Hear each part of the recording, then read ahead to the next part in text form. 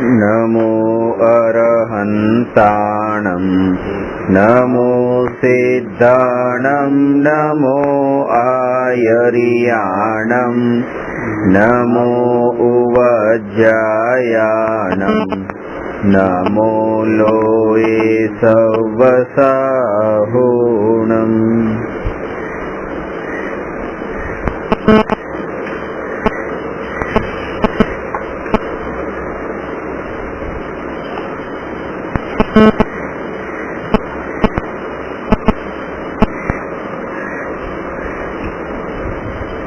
प्रश्न नंबर 184 ज्ञानना कुल કેટલા પ્રકાર છે, કયા કયા? જ્ઞાન ગુણની અપેક્ષાએ તો જ્ઞાનના કોઈ પ્રકાર નથી. દરેક જીવમાં એક સમાન જ્ઞાન છે. શક્તિની અપેક્ષાએ, દ્રવ્ય સ્વભાવની અપેક્ષાએ દરેક જીવનો જ્ઞાન સ્વભાવ એક સમાન છે. અને પર્યાય દ્રષ્ટિએ ભેદ કરીએ તો પર્યાય તો જ્ઞાનની ત્રિકાળવર્તી પર્યાયથી ભેદ કરવામાં આવે તો એક જીવની તે અનંત પર્યાય છે, ત્રણેય કાળની તો અનંતાનંત પર્યાય છે, અને આવા તો અનંત જીવ છે. તો એ રીતે અનંતાનંત જ્ઞાનની પર્યાય એ જ અનંતાનંત જ્ઞાનના એ રીતે ભેદ છે. આ બધા ભેદ થઈ ગયા જ્ઞાનના. પણ એ અનંતાનંત જ્ઞાન પર્યાયમાં જે કેટેગરાઇઝ કરવામાં આવે તો એમાં મુખ્ય 5 ભેદના અંદર આ જ્ઞાનનું સ્વરૂપ વહેંચ્યું છે. તો એમાં સૌથી પહેલા મતિ જ્ઞાન, બીજું શ્રુત જ્ઞાન, ત્રીજું અવધિ જ્ઞાન, ચોથું મનઃપર્યાય જ્ઞાન અને પાંચમું કેવળ જ્ઞાન. આ જ્ઞાનની જે 5 પર્યાય છે એ જ જ્ઞાનના 5 પ્રકાર છે. અને 3 ભેદ બીજા છે જેને કુમતિ જ્ઞાન અથવા મતિ અજ્ઞાન કહેવાય છે, કુશ્રુત જ્ઞાન અથવા શ્રુત અજ્ઞાન કહેવાય છે, અને ત્રીજો ભેદ છે અવધિ જ્ઞાન અથવા વિભંગ જ્ઞાન કહેવાય છે. તો આ રીતે એક જ્ઞાનના 8 પ્રકાર થયા: મતિ, શ્રુત, અવધિ, મનઃપર્યાય, કેવળ જ્ઞાન, કુમતિ, કુશ્રુત અને કુઅવધિ. એ રીતે જે 3 ભેદ છે એ મિથ્યા જ્ઞાનના ભેદ છે: કુમતિ જ્ઞાન, કુશ્રુત જ્ઞાન અને કુઅવધિ જ્ઞાન. આ 5 જ્ઞાનનું હવે સામાન્ય સ્વરૂપ થોડું લઈએ તો મતિ જ્ઞાન કોને કહેવાય? 5 ઇન્દ્રિય અને મનના નિમિત્તથી જે પદાર્થનું જ્ઞાન થાય એ જ્ઞાનનું નામ છે મતિ જ્ઞાન. અને શ્રુત જ્ઞાન તો મતિ જ્ઞાનના નિમિત્તથી, મતિ જ્ઞાનથી જે પદાર્થને જાણ્યું હોય એ પદાર્થના સંબંધમાં જે વિશેષ જ્ઞાન થાય એનું નામ છે શ્રુત જ્ઞાન. મતિ જ્ઞાન જે છે એ પરાધીન છે, કારણ કે 5 ઇન્દ્રિય અને મન ઉપર આધીન છે, પર ઉપર આધીન છે. અને શ્રુત જ્ઞાન જે છે એ મહાપરાધીન છે, કારણ કે એ શ્રુત જ્ઞાન એવા મતિ જ્ઞાન ઉપર આધીન છે જે મતિ જ્ઞાન પોતે જ પરાધીન છે. કે એ કીધું ને શ્રુત જ્ઞાનની પરિભાષામાં કે મતિ જ્ઞાનથી જે પદાર્થને જાણે એ પદાર્થના સંબંધમાં પછી વિશેષ જ્ઞાન થાય. તો શ્રુત જ્ઞાન થવા માટે તો પહેલા મતિ જ્ઞાન તો જોઈએ જ, અને મતિ જ્ઞાને જે પદાર્થને જાણ્યો હોય શ્રુત જ્ઞાન એને પછી વિશેષ રૂપે જાણે છે. એટલે એને મતિ જ્ઞાન ઉપર આધીન તો રહેવું પડે છે, જે મતિ જ્ઞાને 5 ઇન્દ્રિય અને મન પર આધીન રહેવું પડે છે.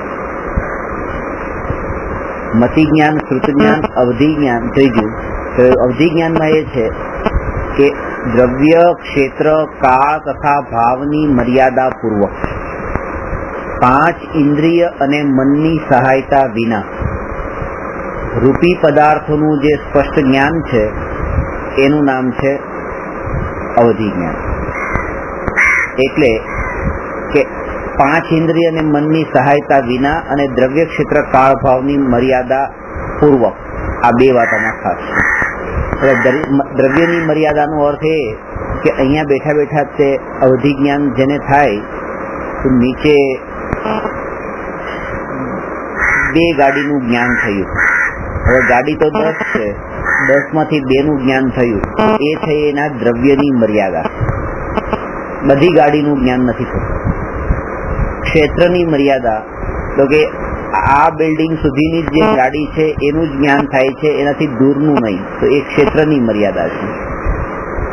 કાળની મર્યાદા તો એ 5 મિનિટ પહેલા તો હતી અને 10 મિનિટ પછી રહેવાની છે, પણ એના પછી શું ને એના પહેલા શું એની ખબર નથી. એ કાળની મર્યાદા છે.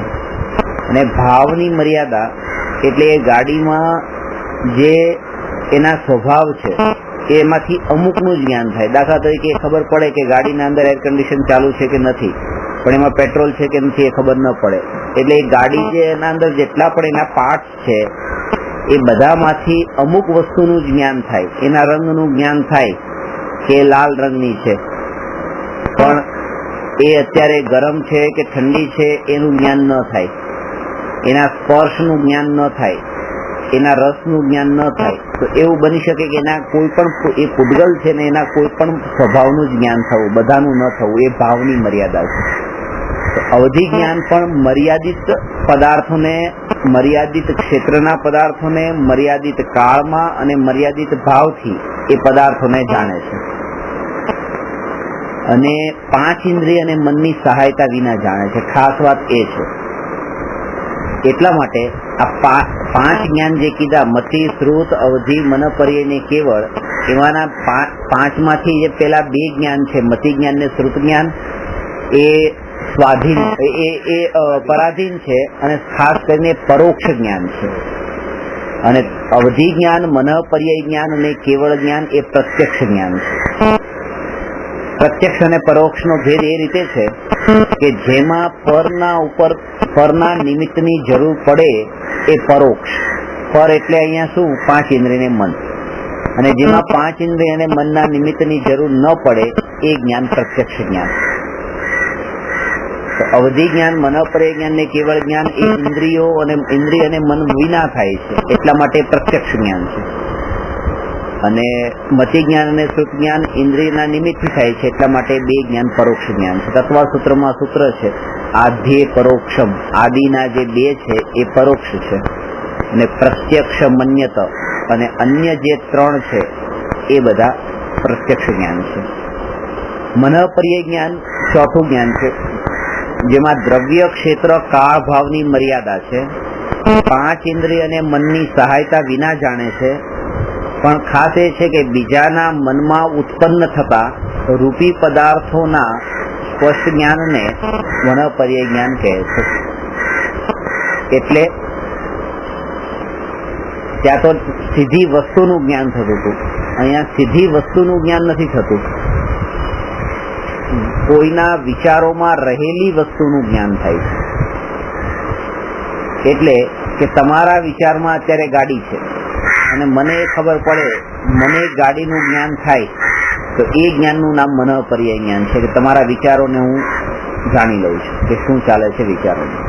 પણ એક વાત ખાસ કે તમે જેનો વિચાર કરો છો એ વસ્તુ નિયમથી પૂતગલ હોવી જોઈએ. કારણ કે પૂતગલનું જ જ્ઞાન થાય છે. મનોપર્ય જ્ઞાન અને અવધિ જ્ઞાન એ માત્ર પૂતગલને જાણનારા જ જ્ઞાન છે.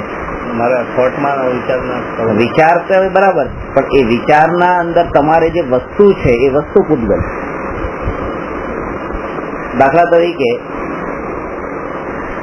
કે નીચેથી ઉપર ડ્રાઈવર લિફ્ટમાં આવી રહ્યો છે, તો એ અહીંયા બેઠા બેઠા એ જ્ઞાન થવું કે ડ્રાઈવર આવે છે, તો એના શરીરનું જ્ઞાન થયું છે, જીવનું નહીં. કે ડ્રાઈવર આવે છે તો એ જ્ઞાનનું નામ તો અવધિ જ્ઞાન છે. અહીંયા બેઠા બેઠા ખબર પડી ગઈ એ પદાર્થની. અને એ ચાવી લેવા માટે આવે છે, તો એ ચાવીનું જે જ્ઞાન થવું, એના વિચારોમાં ચાવી છે, તો એ ચાવીનું જ્ઞાન થવું એનું નામ છે મનોપર્ય જ્ઞાન. અવધિ જ્ઞાનમાં સીધી વસ્તુને જાણે છે ડાયરેક્ટ, અને ત્યાં મનોપર્ય જ્ઞાનમાં વિચારોમાં રહેલી વસ્તુને જાણે છે. પણ એ જો આત્માનો વિચાર કોઈ કરતું હોય તો એ ન જાણી શકે, ન જાણી શકે, કારણ કે એ તો અરૂપી છે ને. રૂપી પદાર્થોનો જો વિચાર કરતો, એટલા માટે જ આને મર્યાદિત જ્ઞાન કીધું છે. અને એમાં પણ મર્યાદા છે કે એ તો વિચાર તો કેટલાય કરતા હોય, પણ જેમ જેમ એનું જેટલી એટલી એની સામે મનઃપર્યાય જ્ઞાની જીવ છે એની આત્માની નિર્મળતા જેટલી હોય, આ મનઃપર્યાય જ્ઞાનની નિર્મળતા, એટલું વિશેષ જ્ઞાન થાય છે. પણ છે એના અંદર પણ અપૂર્ણતા, મર્યાદા, પરાધીનતા નથી, કારણ કે 5 ઇન્દ્રિયને મન વિના જાણી લે છે. કેવળ જ્ઞાન તો આ જગતના અંદર રહેલા અનંત દ્રવ્યના, અનંત ગુણોના, અનંત ગુણોની અનંત પર્યાયને અને ત્રિકાળવર્તી પર્યાયને એક સમયમાં એક સાથે દર્પણવત એટલે કીધું છે કે દર્પણમાં પદાર્થ પ્રતિભાષિત થાય તો પણ દર્પણને કઈ નથી, એનો સ્વભાવ છે. એવી રીતે સ્વભાવથી તે જ્ઞાનમાં જણાય, એ જ્ઞાનનું નામ કેવળ જ્ઞાન છે. આ 5 જ્ઞાનમાં 3 જ્ઞાનની સાથે કુ શબ્દ લાગે છે. કુમતિ, કુશ્રુત અને કુ અવધિ. કુ મનઃ પર્યાય જ્ઞાન ને કુ કેવળ જ્ઞાન એવો શબ્દ નથી, કારણ કે એ કુ શબ્દ મિથ્યાત્વનો સૂચક છે. જેને મતિ અજ્ઞાન છે, શ્રુત અજ્ઞાન છે ને આ વિભંગ જ્ઞાન કહીએ છીએ, કુ અવધિ જ્ઞાન કહીએ છીએ, એ મિથ્યાત્વનું સૂચક છે. અને મનઃ પર્યાય જ્ઞાન એ જીવને થતું જ નથી જેને મિથ્યાત્વ હોય. આ નિયમ સમ્યક દર્શન પછી જ થાય અને સમ્યક દ્રષ્ટિઓને થાય છે બધાને, એવું નથી. માત્ર ભાવલિંગી મુનિરાજોને જ, 6ઠા 7મા ગુણસ્થાન વર્તી સાધુઓને જ આ મનઃ પર્યાય જ્ઞાન થાય છે. કેવળ જ્ઞાન તો પૂર્ણ વિતરાગી ભગવાનને જ છે, તો એ ત્યાં પણ કુ શબ્દ લાગવાનો પ્રશ્ન નથી. એટલા માટે 3 જ્ઞાનમાં છે, કુમતિ, કુશ્રુત ને કુ અવધિ, એ રીતે શબ્દ વપરાય. ભાવલિંગી સાથે 6ઠા 7મા ગુણસ્થાન વાળા કીધા ને એટલા માટે. અને એનું કારણ છે કે જેમ જેમ જ્ઞાન વધે છે તેમ તેમ એ કોને વધે છે? જૈન દર્શનની આ એક વિશેષતા છે કે જેટલા અંશે રાગ ઘટ્યો હોય એટલા અંશે જ જ્ઞાન વધે. કારણ કે જો જ્ઞાન વધે અને રાગ ન ઘટે તો એ જે વધેલું જ્ઞાન એ જ અનંત દુઃખનું કારણ બની જાય છે. સુખનું તો નહીં અને કંઈ ન કરતું હોય એમ પણ નહીં, ઉલટું દુઃખનું કારણ બને છે, ઉલટી અસર કરે છે. પણ એવું થતું જ નથી. એ વિચાર કરીએ કે કેવળ જ્ઞાનમાં લોકાલોકના બધા પદાર્થો જણાય છે અને ત્રિકાળવર્તી પદાર્થ જણાય છે, તો કેવળ જ્ઞાનમાં જ્યારે જણાય કે તમે ભૂતકાળમાં મારા માટે આવા ભાવ કર્યા હતા પણ મારી સામે તો તમે આવા બતાવતા નતા, તો એ બધું કેવળ જ્ઞાનમાં જણાય છે. ભાવ તમને બતાવતા નતા, પણ એ વખતે જો રાગના ભાવ ત્યાં આત્મામાં હોય તો મહા દુઃખી થાય. પણ એ કેવળ જ્ઞાન તો એને થઈ જાય છે જેને રાગ રહેતો નથી અને પછી જ્ઞાન થાય છે. એટલે વિશેષતા છે કે જેને 4 કષાય ચોકડીનો પૂરેપૂરો અભાવ થયો હોય એને જ કેવળ જ્ઞાન થાય છે. અને બીજી વિશેષતા એ કે જેને 3 કષાય ચોકડીનો અભાવ થયો હોય એને જ મનઃ પર્યાય જ્ઞાન થાય છે. આ ચોથા જ્ઞાન માટે 3 કષાય ચોકડીનો અભાવ અનિવાર્ય છે અને 5મા જ્ઞાન માટે સંપૂર્ણ કષાયનો અભાવ અનિવાર્ય છે. કારણ કે 3 કષાય ચોકડીનો અભાવ ન થયો હોય, રાગ દ્વેષ આત્મામાં પડ્યા હોય અને જો મનઃ પર્યાય જ્ઞાન થાય તોય દુઃખી થઈ જાય. દેવતાઓને અવધિ સુધી હોય. હા, અવધિ જ્ઞાન નરકમાં જો એમની વાત ના જાણી શકે, ન જાણી શકે. કોઈ વ્યક્તિને, કોઈ સ્ત્રીને એવું મનઃ પર્યાય જ્ઞાન થઈ જાય, આ જો વાળી વાત છે, જો થઈ જાય કે બીજાના મનમાં મારા માટે કેવા કેવા ભાવ છે.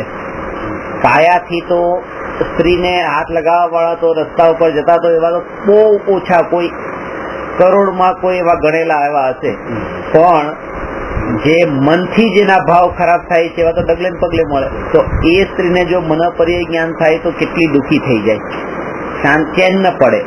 એટલે તો એ જ્ઞાન તો એના માટે દુઃખનું કારણ બની ગયું, પણ એ એને થતું જ નથી, કારણ કે જેને રાગ ઘટી ગયો હોય એને જ થાય. કોઈ શેઠને ખબર પડે કે બીજાના મનની, ચોરના મનની વાત જાણી લે કે આ ચોરના મનમાં એવો પ્લાન ચાલી રહ્યો છે કે આજે મારી તિજોરીને તોડવાનો છે, તો એ વિચાર એના ખબર પડી ગઈ, આખી રાત ઊંઘી નહીં શકે કે હું લૂંટાઈ જઈશ, હું લૂંટાઈ જઈશ, હું લૂંટાઈ જઈશ. એટલે મનોપર્યાય જ્ઞાન એને નથી થતું કે જેને લૂંટાવા જેવું કઈ હોય છે. એને જ થાય છે કે જેની પાસે લૂંટાવા જેવું કઈ રહ્યું નથી એવા ભાવલિંગી મુનિને જ થાય છે. અને એ જાણે છે ત્યારે સંભાવમાં પણ રહી શકે છે. એટલે જાણવાની પૂરી છૂટ આપી છે, પણ પહેલા એ કીધું છે કે તમારા કષાય પેલા ઘટાડો. જો કષાય ઘટેલા હોય તો તમને જાણવાની પૂરેપૂરી છૂટ છે. તો બધી ઘણા અઘોરીઓનું કે એમને થાય છે તો આ મનની વાત જાણી શકે કે એ બધું ખોટી વાત. દાખલા ઘણી જગ્યાએ વાંચીએ છીએ કે ભાઈ આ મનની વાત સમજીએ છીએ કે આપણે વિચારીએ એ અમને ખ્યાલમાં આવી જાય છે. એ મતિ જ્ઞાનથી તે એવું અનુમાન કરીને જાણે. આ મનોપર્યાય જ્ઞાન તો પ્રત્યક્ષ જ્ઞાન છે. જેવા ખબર પડે છે કે આ તમે બેઠા છો એવી રીતે મનોપર્યાય જ્ઞાનના અંદર તો પ્રત્યક્ષ એ પદાર્થને જાણે છે કે આ ચાલી જ રહ્યું છે, આ તમારા મનમાં આ વાત છે જ, એની ગેરંટી ને શ્યોરિટી છે. અહીંયા તો ખાલી અનુમાન છે. ઘણી જગ્યા આમ જોઈએ છે દાખલાઓને બધા ગ્રંથોમાં જોઈએ છે કે આવી રીતે નથી. મને ભાવલિંગી મુનિ જે હોય, ભાવલિંગી મુનિ તો બરાબર છે, પણ અઘોરી હોય કે બીજા ઘણા દાખલા વાંચીએ છીએ કે અમને ભાઈ કે પરમહંસ હતા કે અમને એવું હતું, એ બધું જાણી દીધું, અમને એવું કીધું. એટલે મનની વાતને જાણી લઈએ એટલે અનુમાનથી જાણી લે, અનુમાન પ્રમાણથી. એ અહીંથી ખબર બેઠા બેઠા ખબર પડે કે તમારું સ્કૂટર નીચે પડ્યું છે. એ તો અત્યારે તો દેખાતું નથી, પણ એક અનુમાનથી કે આ રોજ લઈને આવતા હોય તો આજે પણ હશે, એ રીતે એના અનુમાન પ્રમાણથી એવી રીતે એ જાણી લે છે. પણ એ પ્રત્યક્ષ જેમ આ તમે મને દેખાઈ રહ્યા છો એવી રીતે સ્કૂટર ક્યાં દેખાય છે? આ તો મનોપર્યાય જ્ઞાનમાં તો પ્રત્યક્ષ જ્ઞાન છે કે તમારા વિચારોમાં આ પદાર્થ પદાર્થ છે એ પદાર્થ આ છે એવું પ્રત્યક્ષ જ્ઞાન છે.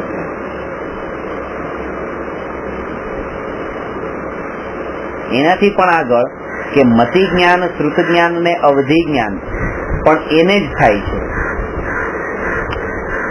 જેને એક કષાય ચોકડીનો અભાવ થયો હોય છે. હા, સમ્યક દ્રષ્ટિને જ મતિ જ્ઞાન, શ્રુત જ્ઞાન ને અવધિ જ્ઞાન થઈ શકે, મિથ્યા દ્રષ્ટિને નહીં. મિથ્યા દ્રષ્ટિના મતિ, શ્રુત અને અવધિ ને તો કુમતિ, કુશ્રુત ને કુઅવધિ કયા છે. એનો અર્થ એ થયો કે આ પાંચે પાંચ જ્ઞાન એ મિથ્યા દ્રષ્ટિને થતા જ નથી, સમ્યક દ્રષ્ટિને જ્ઞાનીને જ હોય છે. કારણ કે થોડો પણ જો રાગ, એટલે એક કષાય ચોકડી જેટલો પણ રાગ ન ગયો હોય તો એ જ્ઞાન એને ન થાય. અને જો એ જ્ઞાન એને થાય, જેટલું પણ એ કુઅવધિ જ્ઞાન છે તો એ જ્ઞાન તો વધારે દુઃખનું કારણ બને છે. જે નારકીઓને છે,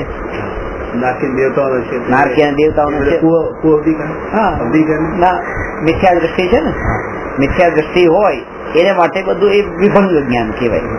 જ્ઞાન છે પણ વિભંગ જ્ઞાન. એ એક નારકી બીજા નારકી સાથે લડે ઝઘડે છે અને અસુર કુમાર નામના દેવ એને લડાવે છે. જેમ છદાળમાં કીધું છે કે તિલ તિલ કરે દેહ કે ખંડ, અસુર ભીડાવે દુષ્ટ પ્રચંડ, સિંધુ નીર તે પ્યાસ ન જાય તો પણ એક ન બુંદ લહાય. નરકના અંદર એ અસુર કુમાર નામના દેવ એ રીતે બે નારકીને કહે છે, પેલું કે કે આ તારી માતા હતી ને આ તારી પુત્રી હતી ને આંખમાં કાજલ નાખે, એટલે આ તારી માં તારા આંખમાં ગયા ભાવમાં આંખમાં કાજલ નાખતી હતી, તારી આંખ ફોડી નાખવી એ રીતે. અને પૂરો ભાવનું યાદ કરાવે. એને પોતાને યાદ નથી આવતું. હા, એ જ છે. પછી એ આવે છે એટલું, ત્યાં આ અધૂરું જ્ઞાન છે ને એટલે એટલું તો યાદ આવે છે કાજલ નાખતી હતી, પણ એ ખબર નથી પડતી શું કામ કાજલ નાખતી. હા, અને એ તો આ જ્ઞાન કરાવે છે કે આના કારણે કરતી હતી. અને એના દિમાગમાં પેલું ભ્રાંતિ નાખી દે કે ના આવી રીતે કરતી, આ જ કરતી હતી, આવી રીતે જ આવી રીતે ચડાવે, તારે ખરાબ માટે કરતી. ના ચડાવે ને એ પછી ચડી જાય, કારણ કે એ વખતે એની વૃત્તિ એને દુઃખ જ જયારે ભોગવવાનું એની કિસ્મતમાં લખાયેલું હોય ત્યારે પછી એને એવું જ ભાવ આવે. અહીંયા પણ કોઈ આમ તમને માનો એમ કે ના કરો કરો કરો બરાબર છે, જો આમ છે આ ભાઈ, તમે અંદરમાં તમને એના ઉપર એટલો વિશ્વાસ હોય ને તો તમે કરો જ. હમણાં જ 3-4 દિવસ પેલા ગામમાં એક છોકરો સાયકલ ચલાવતો હતો. પહેલી વખત આમ ચલાવતો શીખતો હતો, સીટ ઉપર બેસી આમ ચલાવતો હતો, તો એક ભાઈ એને કીધું, અરે વાહ કે સાયકલ ચલાવે જોજે, અને આમ કે હમણાં જોજે કે એક હાથે ચલાવશે, એમ કરીને ચલાવતો હતો કે જો હમણાં એક હાથે ચલાવજો, એક હાથે તો એક હાથે ચલાવી થોડી સાઈડ બતાવો કે હા હા જો હમણાં હેન્ડલ છોડીને ચલાવશે, હમણાં ચલાવશે, એમ કરીને પેલા હેન્ડલ છોડ્યું પણ નીચે કે કોઈ તમને કે તમારી કેપેસિટી કેટલી છે, તમે શું છે, કોઈ એને શું કામ બોલો. નારકમાં આવી રીતે થાય છે કે એક નારકી છે એ બીજા નારકીને અસુર કુમાર નામના દેવ જે રીતે કે એ રીતે ચડે અને એ રીતે લડાઈ કરે. અધૂરું જ્ઞાન છે. માનો જે આત્મા છે એને પણ એના પ્રત્યે ક્રોધ આવે છે કે હું તારી માં હતી તું મને મારે છે, એ એને મારે છે. તલ જેટલા ટુકડા કરી નાખે છે. આ ખાલી કલ્પના માત્ર નથી, આ ખરેખર કરે છે ને. એ વૈકરિક શરીરના કારણે પછી જોડાઈ પણ જાય છે. પારા જેવું શરીર હોય છે નારકીઓનું. આ બધું દુઃખ થાય છે એ આત્મા થાય છે, જે કાપવાથી કે આપણે ભૂખ લાગે કે આત્માને જ થાય, આત્માને જ. કારણ કે મૃતદેહ ને તો કેવી રીતે થાય છે, જે આપણે ડેડ બોડી છે એને તો બાળે છે તો કઈ દુઃખ નથી થતું ને. જે આત્મા છે શરીરમાં એટલે ત્યાં સુધી એને થાય છે, ગયા પછી ક્યાંય નથી થતું. એક આંગળી પણ આગમાં લાગી જાય છે તો એ કેટલી વેદના ને પીડા થાય છે અને પૂરું નથી થતું. એટલે કે ઠેસ લાગી અને ત્યાં તમને એમ થયું કે બસ લોહી એટલું નીકળે છે તો જવા દો, મન નથી દુખતું, આ શરીરને દુખે છે. એમ નહીં, આ મને દુખે છે એમ કહેવાનું અને માનવાનું આ દુઃખ જે છે મને થઈ રહ્યું છે. લોહી નીકળ્યું એ શરીરમાં છે, વાગ્યું કટ થયું છે એ બધું શરીરમાં છે. જે બહારની દશા દેખાઈ રહી છે આ બધી એ બધી શરીરની છે, પણ અંદરમાં વેદના જે થઈ રહી છે એ આત્માને છે. અને એનું એક જ કારણ છે કે એ આત્મા એમ માને છે કે આ હું છું, આ શરીર હું છું, એટલે એને વેદના થાય, એટલા માટે એને વેદના થાય છે. ના માને તો ના થાય.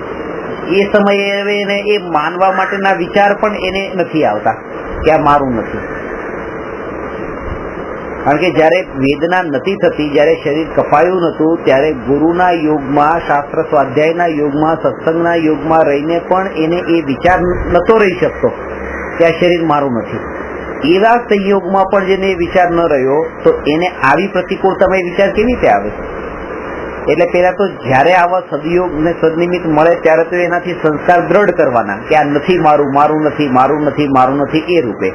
અને જયારે એવી સ્થિતિ આવે ત્યારે દ્રઢ કરેલા સંસ્કારો ત્યાં પછી એવી રીતે પ્રતિફલિત થાય કે જેના ફળે એને ત્યાં સંભાવ રહી શકે.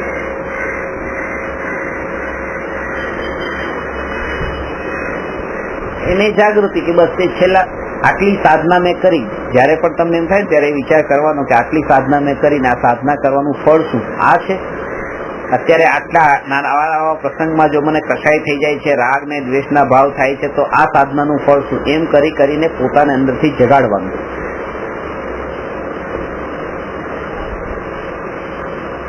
એટલે શરૂઆતની ભૂમિકામાં તો આ રીતે જ કરવાનું છે અને એને માપવાનું. પછી જેવા તમે ખાલી ઘરમાં બેઠું નથી રહેવાનું, એના પછી તમારે સંયોગો સાથે માપવાનું. રાજા મહારાજાના તો પેલા એટલા ચોકીદારો અને પહેરેદારો હતા કે ચારે બાજુથી પેક કરીને પહેરેદારોથી પોતે સુરક્ષિત અંદર બેસે, પોતે મહેલમાં બેસી જાય, કોઈ એમને ડિસ્ટર્બ કરે નહીં. 24 કલાક પોતે સાધના કરવી જેવી કરવી એવી કરી શકે, કઈ પ્રોબ્લેમ નથી. ખાવું પીવું ટાઈમ પર મળી જાય છે, કોઈ ભટકવાની જરૂર નથી અને બધું સાધના કરવી કરી શકે. પણ નહીં, જેમાં ખાવા પીવાનું ક્યારે મળશે એની ખબર નથી, એવી મુનિ દશા અંગીકાર કરી મનમાં જાય છે. અને જ્યાં ધ્યાન કરવા બેઠા હોય તો કઈ સિક્યોરિટી નથી, વાઘે આવીને ખાઈ જાય, સિંહે ખાઈ જાય અને મનુષ્ય બહુ આમનામ જતો રહે. પણ એ વનના અંદર, મહેલમાં ન બેસીને વનના અંદર આવી રીતે સાધના કરવા જાય છે. શા માટે? એ સાધના છે. ત્યાં ખબર પડે છે કે આવા સંયોગોમાં હવે આત્માના પરિણામો કેવા રહે છે. અહીંયા તો પોતે બસ પ્રોટેક્ટેડ છે બસ આ રીતે, બહારથી તો, પણ અંદરથી જે પ્રોટેક્ટેડ છે એની ખબર તો ત્યાં પડે છે જયારે આવા સંયોગોમાં જાય છે, પ્રતિકૂળતા આવે ત્યારે. પ્રતિકૂળતા આવે ત્યારે.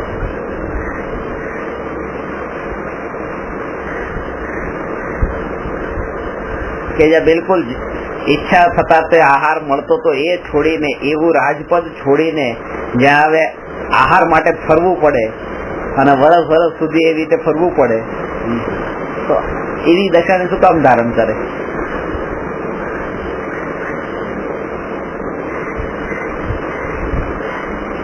ખરેખર આવી જયારે ચર્ચા ચાલતી ને ત્યારે આપણે એને ફોકસ કરતા હોઈએ છીએ કે ઓહો કેટલું એ પેલા તો આવી રીતે રહેતા હતા ને હવે એક વર્ષ સુધી આહાર નથી મળતો તો પણ ફરવું પડે છે એમ. પણ એ જ સમયે એ પડખાને, આ પડખાને સાઈડમાં રાખીને બીજું પડખું લેવાનું છે કે આત્માની વિતરાગ પરિણતિ કેવી પ્રગટ થઈ કે હવે આના વિકલ્પ જ નથી એમ. એનું બળ કેટલું આત્માનું એમ કે પેલા વિતરાગ પરિણતિ નથી પ્રગટી અને હવે પ્રગટી તો આ વર્ષ સુધી ન મળ્યો, વર્ષ સુધી ભૂખ્યા રહ્યા, વર્ષ સુધી આહાર, એ નહીં, પણ આત્માની નિર્મળ પરિણતિ એવી છે કે જેના બળ ઉપર એના વિકલ્પ હવે નથી આવતા. હા, આમ કહી શકીએ આપણે પુણ્યનો ઉદય ત્યારે નથી. પુણ્યનો ઉદય તો નતો જ. પુણ્યનો ઉદય તો કર્મની વાત થઈ, પણ એ કર્મની સાથે સાથે પોતાની પરિણતિ. પુણ્યનો ઉદય તો માનો ભિખારીનો પણ નથી કે એને ખાવાનું નથી મળતું અને ભૂખ્યો રહી દિવસોના દિવસો સુધી, પણ એની અંતર પરિણતિ એવી નિર્બળ નથી કે એને એ સંભાવથી એ રૂપે એ ઘટનાને માત્ર જોવે છે. ત્યાં કસાય પેદા થઈ ગયા, મળ્યું નથી કે કોઈ નથી, દ્વેષ પેદા થઈ ગયા, ત્યાં દ્વેષ પણ નથી ને એ પણ નથી. એટલે ગઈકાલ સવારે જ મેં એક ભાઈને તમે શું કરવાના છો તો કે મેચ જોવાનો છું. એટલે મેં કીધું તમે ખોટું બોલો છો, તમે મેચ નહીં જોવાનો, તમે ક્લાસમાં બેસવાનું છે આજે. કીધું મેચ નહીં જોવાની નથી. કે આ મારે તો જોવાની જ છે, મેચ તો જોવાની જ છે. આજની મેચ કેવી રીતે છોડાય? હવે ભારત જો હારી ગયું તો હું ટીવી ફોડ નાખવાનો છું અને મેચ જોવાની છે મને. મેં કીધું તો હું આજ તમને વંદન કરવા માટે આવીશ સાંજના. તમે મેચ જોવો ને, મેચ પૂરી જોવાઈ જાય પછી હું તમને વંદન કરવા આવીશ. મને કે કેમ? મેં કહ્યું કે હા, તમે જે કહી રહ્યા છો એ જોઈને તો એમ લાગે છે કે હું મેચ જોવાનો છું. તો જે માત્ર જોવાના જ હોય એ તો જ્ઞાની હોય ને, કારણ કે જોવું ને જાણવું ખાલી જોવાના છે ને. તમે રાગ દ્વેષ કરવા બેસવાના છો, જોવા નથી બેસવાના. તમે બોલો છો એમ કે અમે જોઈ રહ્યા છીએ, બસ એ જોતા નથી. એ જોતાની સાથે સમયે એના અંદર રાગ દ્વેષ સાથે, કારણ કે તમારું વાક્ય તો બસ એવું નીકળે છે કે તે ફોડી નાખવાનો છું. આ જોયું કેવાય?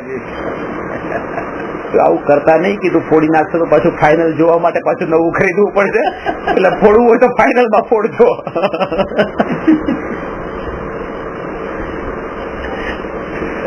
પણ એ જે છે જોવું એમાં આત્માનો પુરુષાર્થ છે. એટલે જે આ રીતે બસ એ આહાર નથી મળતો તો પણ એને જોઈ રહ્યા છે, બસ નથી મળતો. આમ તો એમનો જે સમય હતો રાજ સમય, હા, એ કેટલો ઉત્કૃષ્ટ હતો. હા, અને એકદમ થી સીધા ત્યાં આવી ગયા. એક કર્મનો વચ્ચેનો પીરિયડ એવો હોય, પુરુષાર્થ હતો. એક હવે આત્માનો પુરુષાર્થ થયો, કર્મનો પુરુષાર્થ પૂરો થયો. હા, હજી પૂરો થયો, એ ટેમ્પરરી પૂરો થયો. કારણ કે પાછો તો જયારે સમોસરણ ની રિદ્ધિ સિદ્ધિ આવશે ત્યારે પાછો, એટલે આ તો વચ્ચેનો પીરિયડ જ એવો છે. વચ્ચેનો પીરિયડ આવવાનો એ જ સાધનાનો ફરક એ જ મુખ્ય છે. ઉદય નથી ત્યારે આત્માનો પુરુષાર્થ કરી લો. કારણ કે પુણ્યના ઉદયમાં તો એ પુણ્યનો ઉદય જે છે ને એમાં તો સહજ પુરુષાર્થ થઈ ગયો છે. અરિહંત તીર્થંકર દશામાં જે છે કરવા જેવું છે, સહજ થઈ ગયું છે. પણ ઘડાનો ત્યારે હા, એટલે એ કીધું કે એ માનો ત્યારે સમોસરણ ને રત્ન વરસાદ ને બધું થાય તો પણ એ કેવળ જ્ઞાન ને બાધા નથી પહોંચતી. એ પછી બધી છૂટ છે. પણ સાધના કરે ત્યારે તો દોરા માત્રનો પરિગ્રહ પણ નહીં અને એના એ બહારના સંયોગો ઉપર દ્રષ્ટિ પણ નહીં. અને એ સાધનાનું ફળ એ છે કે હવે રત્નોના વરસાદમાં પણ એ પોતે એ રીતે સહજ જ્ઞાતા રહી છે. એમને જ થાય છે, એમને જ થાય છે કે એની જગ્યાએ થાય છે, એને થાય છે જે જ્ઞાતા રહી છે પાછા. એમને કઈ ફરક જ નથી પડતો. આપણને નથી થતું. એનું કારણ આ છે કે આપણે સાધનાની અંદર પાછું પુણ્યનો ઉદય જોઈએ છીએ. પુણ્યનો ત્યાં પણ વધારે ફેસિલિટીઝ એને જોતા છીએ. ત્યારે તો મચ્છર કરડે તો એમ કે ના ભાઈ આ શરીર થકી હજી સાધના કરવાની છે, એટલે આ એક્સક્યુઝ માંગી લીધો છે. પણ ખરેખર તો હજી એનો રાગ એને એ વાતને પકડવી જોઈએ એ સમયે કે આ મારું નથી, પણ એ સમય તો દુઃખ થઈ જાય છે ને. હવે માનો અહીંયા કીડી એક કરડી તો એ સમય બસ હું માત્ર એનો જ્ઞાતા એ નથી રહેતું, ત્યાં તો દુઃખ થઈ જ જાય છે કે અરે મને કરડી. તો એ સમયે કઈ ન કરી શકે. ખાસ તો એ કે જયારે નથી કરડતી ત્યારે જ એટલી સાધના એટલે પોતે દ્રઢતા હોય કે જેના બળ ઉપર પછી એ જયારે થાય ત્યારે એને સહજ રૂપે લઈ શકે.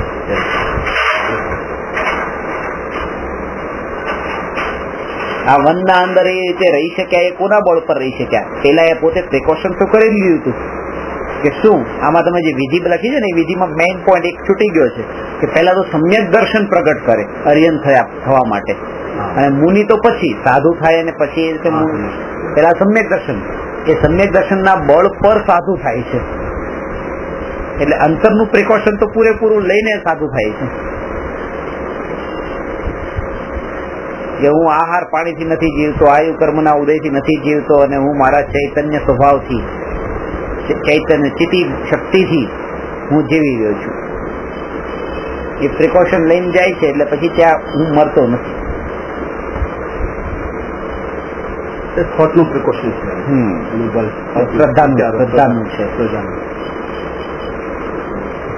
મારે કઈ થવાનું નથી. એક જ ચીજ છે કે હું નથી મરતો. બસ પછી તો વાઘ ખાય છે સાફ કરે. સત્તામાં પડેલા પુણ્ય કે ઉદયમાં આવતા પુણ્ય જ્ઞાની માટે બધા સમાન છે. એમ સત્તામાં પડેલા કર્મ પુણ્ય આત્માનું કઈ નથી કરતા, એમ ઉદયમાં આવતા કર્મ પણ જ્ઞાની આત્માનું કઈ નથી કરતા. આ બે માં આટલું અંતર, ફરક નથી પડતો એટલે એ રીતે. બાકી ત્યાં સંયોગો મળતા હોય બધું મળે જ છે, પણ એમને અસર નથી કરતા એટલે આ નથી કરતા. એમ નિર્લેપ હોય. જયારે આ રીતે આદિનાથ ભગવાનને આહાર ન મળ્યો કે પાર્શનાથ ભગવાન પર મુનિ અવસ્થામાં ઉત્સર્ગ થયો, આ જે બધી ઘટનાઓ છે કેમ પુણ્ય હશે નહીં કે એટલું પુણ્ય નતું એટલા માટે આવું થયું. પુણ્ય તો હતું પણ સત્તામાં હતું. ભેદ એ સમજવાનો સત્તાનો અને ઉદયનો. જયારે વર્ષ સુધી એ રીતે એક ટાઈમની રોટલી માટે ફરવું પડે છે ત્યારે પુણ્ય આત્મામાં તો બંધાયેલું છે. તીર્થંકર પ્રકૃતિ છે કે નહીં બંધાયેલી આત્મામાં. થોડા સમયમાં જ હવે તીર્થંકર થવાના છે તો એ પુણ્ય કઈ નવું નથી આવતું, એ તો પહેલા જ બંધાયેલું પડ્યું છે પણ એ સ્ટોકમાં છે. સત્તામાં એવા પુણ્ય છે કે સર્વોત્કૃષ્ટ પુણ્ય કે જેનો ઉદય આવે ત્યારે તીર્થંકર થાય, અને વર્તમાન ઉદયમાં એવા પણ પુણ્ય નથી કે એક સમયનો આહાર મળે. ઉદય નથી. આ સત્તા અને ઉદય વચ્ચેનો ભેદ છે. એટલે સત્કર્મ પુણ્યથી કઈ નથી થતું. બસ આજે અનુકૂળતા બધી મળે છે પુણ્યથી નથી મળતી, પુણ્યના ઉદયથી મળે છે. બેંકમાં કરોડો મળે પણ આજે ભૂકંપ આવી ગયો તો આપણે ગજવામાં કઈ જતી રોટલી પણ ના મળે. કોણ ખવડાવે? પૈસા છે બરાબર છે, પુણ્ય નથી અને ઉદય નથી. એ વખતે ઉદય નથી, જેબમાં નથી એટલે ઉદય નથી. એ વખતે ઉદય નથી. બેંક બેલેન્સ ગણો પોતાની પાસે બતાવે ત્યારે એટલે એટલી તાકાત છે કે માચિસની ફેક્ટરી ખોલવી હોય તો પોતે ખોલી નાખે. એક દિવસમાં પોતે ખોલી નાખે એટલા પૈસા છે. પણ બીડી પીવી છે અને એ રીતે માચિસ નથી અને સ્ટેશન ઉપર ફરી રહ્યો છે, ટ્રેનમાં બધાને કહી રહ્યો છે માચિસ હે માચિસ હે માચિસ હે, તો એક દિવાસળી માટે ફરે છે અને અંદર મને ખબર છે કે મારી પાસે પૈસા છે આખી ફેક્ટરી ખોલી નાખું પણ અત્યારે એક દિવાસળી નથી. એટલે આ સત્તામાં બધું છે પણ ત્યાં ઉદયમાં હોવું છે. ઇન્સ્યોરન્સની પોલિસી એવું છે તમારી પોલિસી 5 વર્ષ પછી આપવાની છે, પછી જ મળશે. ત્યારે હોવા છતાં પણ તમારી પાસે નથી. એપ્લિકન 3 વર્ષ પછી 5 વર્ષ 10 વર્ષ સુધી પાકવાની છે. 2 વર્ષે થઈ જાય મળશે. ત્યાં સુધી છે બીજ માંગતા હોય તો મને ના મળે. બેંકમાં આવી રીતે હવે 1000 રૂપિયા જમા કરાવેલા પડ્યા છે અને પોતાની પાસે અત્યારે કઈ નથી. હવે પોતાની પાસે 1000 રૂપિયા છે પણ 1 રૂપિયો નથી, કારણ કે એ 1000 રૂપિયા તો મિનિમમ બેલેન્સ માં રાખવા પડે છે. એટલે હોવા છતાં પણ પોતાની પાસે અત્યારે કઈ નથી, પડ્યું છે ત્યાં સ્ટોકમાં.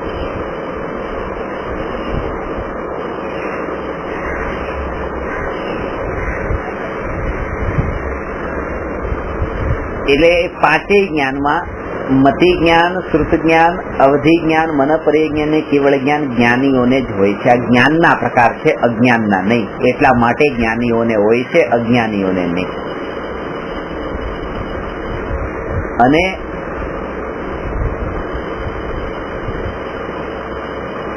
એક જીવને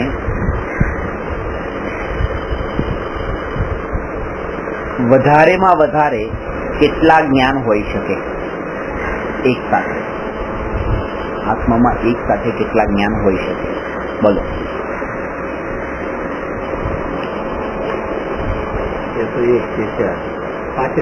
વધારેમાં વધારે ક્વોન્ટિટી થી વધારે વધારે 5 જ્ઞાન કોઈને ન હોઈ શકે. કેમ ન હોઈ શકે? કારણ કે જેને મતિ જ્ઞાન હોય એને કેવળ જ્ઞાન કેવી રીતે હોય, અને કેવળ જ્ઞાન હોય એને મતિ જ્ઞાન કેવી રીતે? વધારે કેવળ જ્ઞાની બધા કેવળ જ્ઞાની ને મતિ જ્ઞાન ન હોય, શ્રુત જ્ઞાન ન હોય, અવધિ જ્ઞાન ન હોય, મનોપર્ય જ્ઞાન બિલકુલ નથી. કારણ કે મતિ જ્ઞાન ને શ્રુત જ્ઞાન પરાધીન જ્ઞાન કીધા. હવે આવા પરાધીન જ્ઞાન કેવળી ભગવાન ને કેવી રીતે હોય? એ તો 5 ઇન્દ્રિયને મનના નિમિત્ત થી જે જાણે છે, આંખ થી જે દેખાય છે એ મતિ જ્ઞાન છે. હવે ત્યાં તો એવું છે જ નહીં. હા, એમ કહી શકાય કે 4 જ્ઞાન જે છે, મતિ, શ્રુત, અવધિ, મનપર્ય, એ 4 જ્ઞાન માં જે પદાર્થો જણાય છે એ બધું જ કેવળ જ્ઞાનમાં જણાઈ જાય છે. એ જ્ઞાન જે થાય છે ને બધું 4 જ્ઞાન, એ 4 જ્ઞાન કેવળ જ્ઞાનમાં આવી જાય છે. પણ મતિ જ્ઞાન કેવળી ભગવાન ને મતિ જ્ઞાન એ હોય છે, શ્રુત જ્ઞાન એ હોય છે, એમ કેવું એ બરાબર નથી. એટલે કેટલા જ્ઞાન વધારે થયા? 4 કેવળ જ્ઞાન. હા.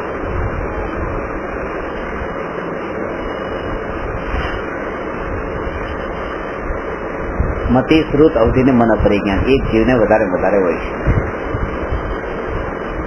ક્વોન્ટિટી થી ઓછામાં ઓછા કેટલા જ્ઞાન હોઈ શકે?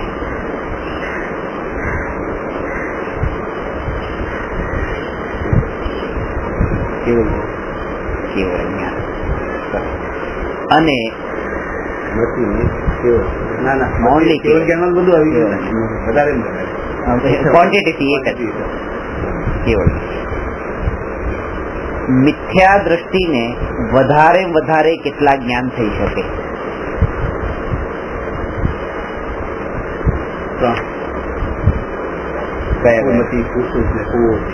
Very good. આ જ્ઞાન આત્માનો ગુણ છે અને એનો સંબંધ આત્મા સાથે છે, શરીરની કોઈ અવસ્થા સાથે નથી.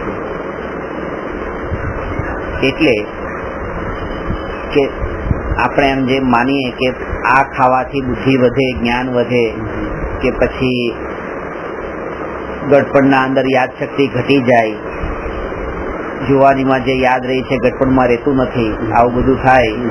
આ બધું શું છે? જો શરીર સાથેનો સંબંધ હોય જ નહીં તો પછી દેખાવામાં આવે છે કે શરીર જેટલું સ્ટ્રોંગ છે એટલી યાદ શક્તિ સ્ટ્રોંગ છે, શરીર જેટલું વીક થાય છે એવી યાદ શક્તિ પણ વીક થાય છે. નાનપણમાં બાળક હોય છે ત્યારે તો શરીરની સ્થિતિ સારી છે તો ત્યારે એને બધું યાદ શક્તિ બધું સારું યાદ રહી જાય છે. કે શરીરનો અને આત્માનો એવો નિમિત્ત નૈમિતિક સંબંધ છે. નિમિત્ત નૈમિતિક સંબંધ એવો કે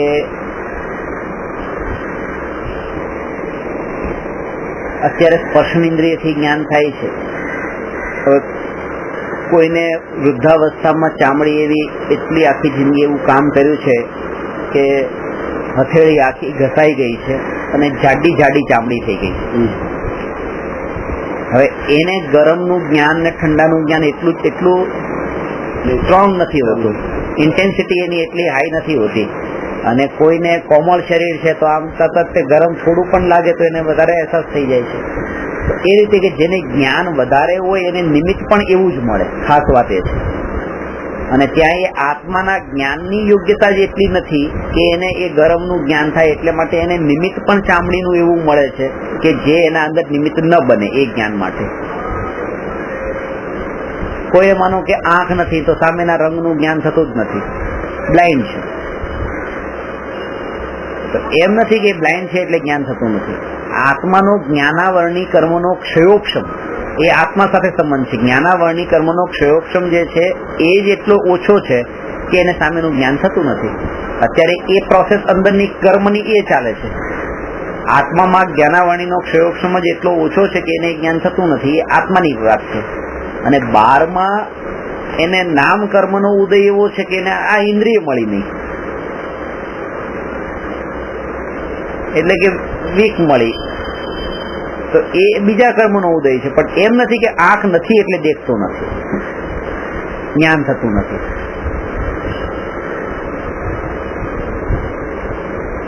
કૃપાળદેવે સિદ્ધ કર્યું છે કે જો દેહ અને આત્મા એ જો એક જ હોય તો પછી જેટલો દેહ મોટો એટલું જ્ઞાન વધારે થવું જોઈએ, અને ઓછા નાના દેહ નાનું જ્ઞાન. એમ જેમ બાળક મોટો થાય છે એનું જ્ઞાન વધે છે. શરીર સાથે કે જ્ઞાનનો સંબંધ નથી. કારણ કે હાથી અને મુનિ, તો હાથીને તો સમ્યક દ્રષ્ટિ હોય તો પણ મતિ જ્ઞાન ને શ્રુત જ્ઞાન છે, અને મન પરિજ્ઞાન તો થવાનું જ નથી. એ વાત તો પાકી છે. જયારે અહીંયા મુનિરાજને મન પરિજ્ઞાન થાય છે તો શરીરના કદની રીતે વાત કરીએ તો કદ તો કેટલા ગણું વધારે છે હાથીનું, પણ જ્ઞાન એ મન પરિજ્ઞાન થતું નથી. એનો મતલબ કે જ્ઞાન શરીરનું કદ વધવાથી નથી થતું. અને જો શરીરના કારણે જ્ઞાન કહીએ તો સિદ્ધ ભગવાનને બિલકુલ જ્ઞાન રહિત માનવા પડે, ત્યાં તો અશરીરી છે, અને તેમ છતાં એ કેવળ જ્ઞાન છે. એટલે જ્ઞાનનો સંબંધ આત્મા સાથે જ છે. જેવી રીતે આપણે બે ભિન્ન પદાર્થ જે અત્યારે આપણને દેખાય છે કે આ કાગળ છે ને આ પેન છે, એ બિલકુલ જુદા છે અને બંનેના કાર્યને એકબીજા સાથે જોડવાના નથી. આનું પરિણમન સ્વતંત્ર છે અને પેનનું પરિણમન સ્વતંત્ર છે. એવી રીતે ત્યાં શરીરની જે અવસ્થાઓ થાય છે એ સ્વતંત્ર અવસ્થા છે, અને આત્માનું જે જ્ઞાનમાં વિકાસ થાય છે એ આત્માની અવસ્થા છે. એનો આ શરીર સાથે સંબંધ નથી.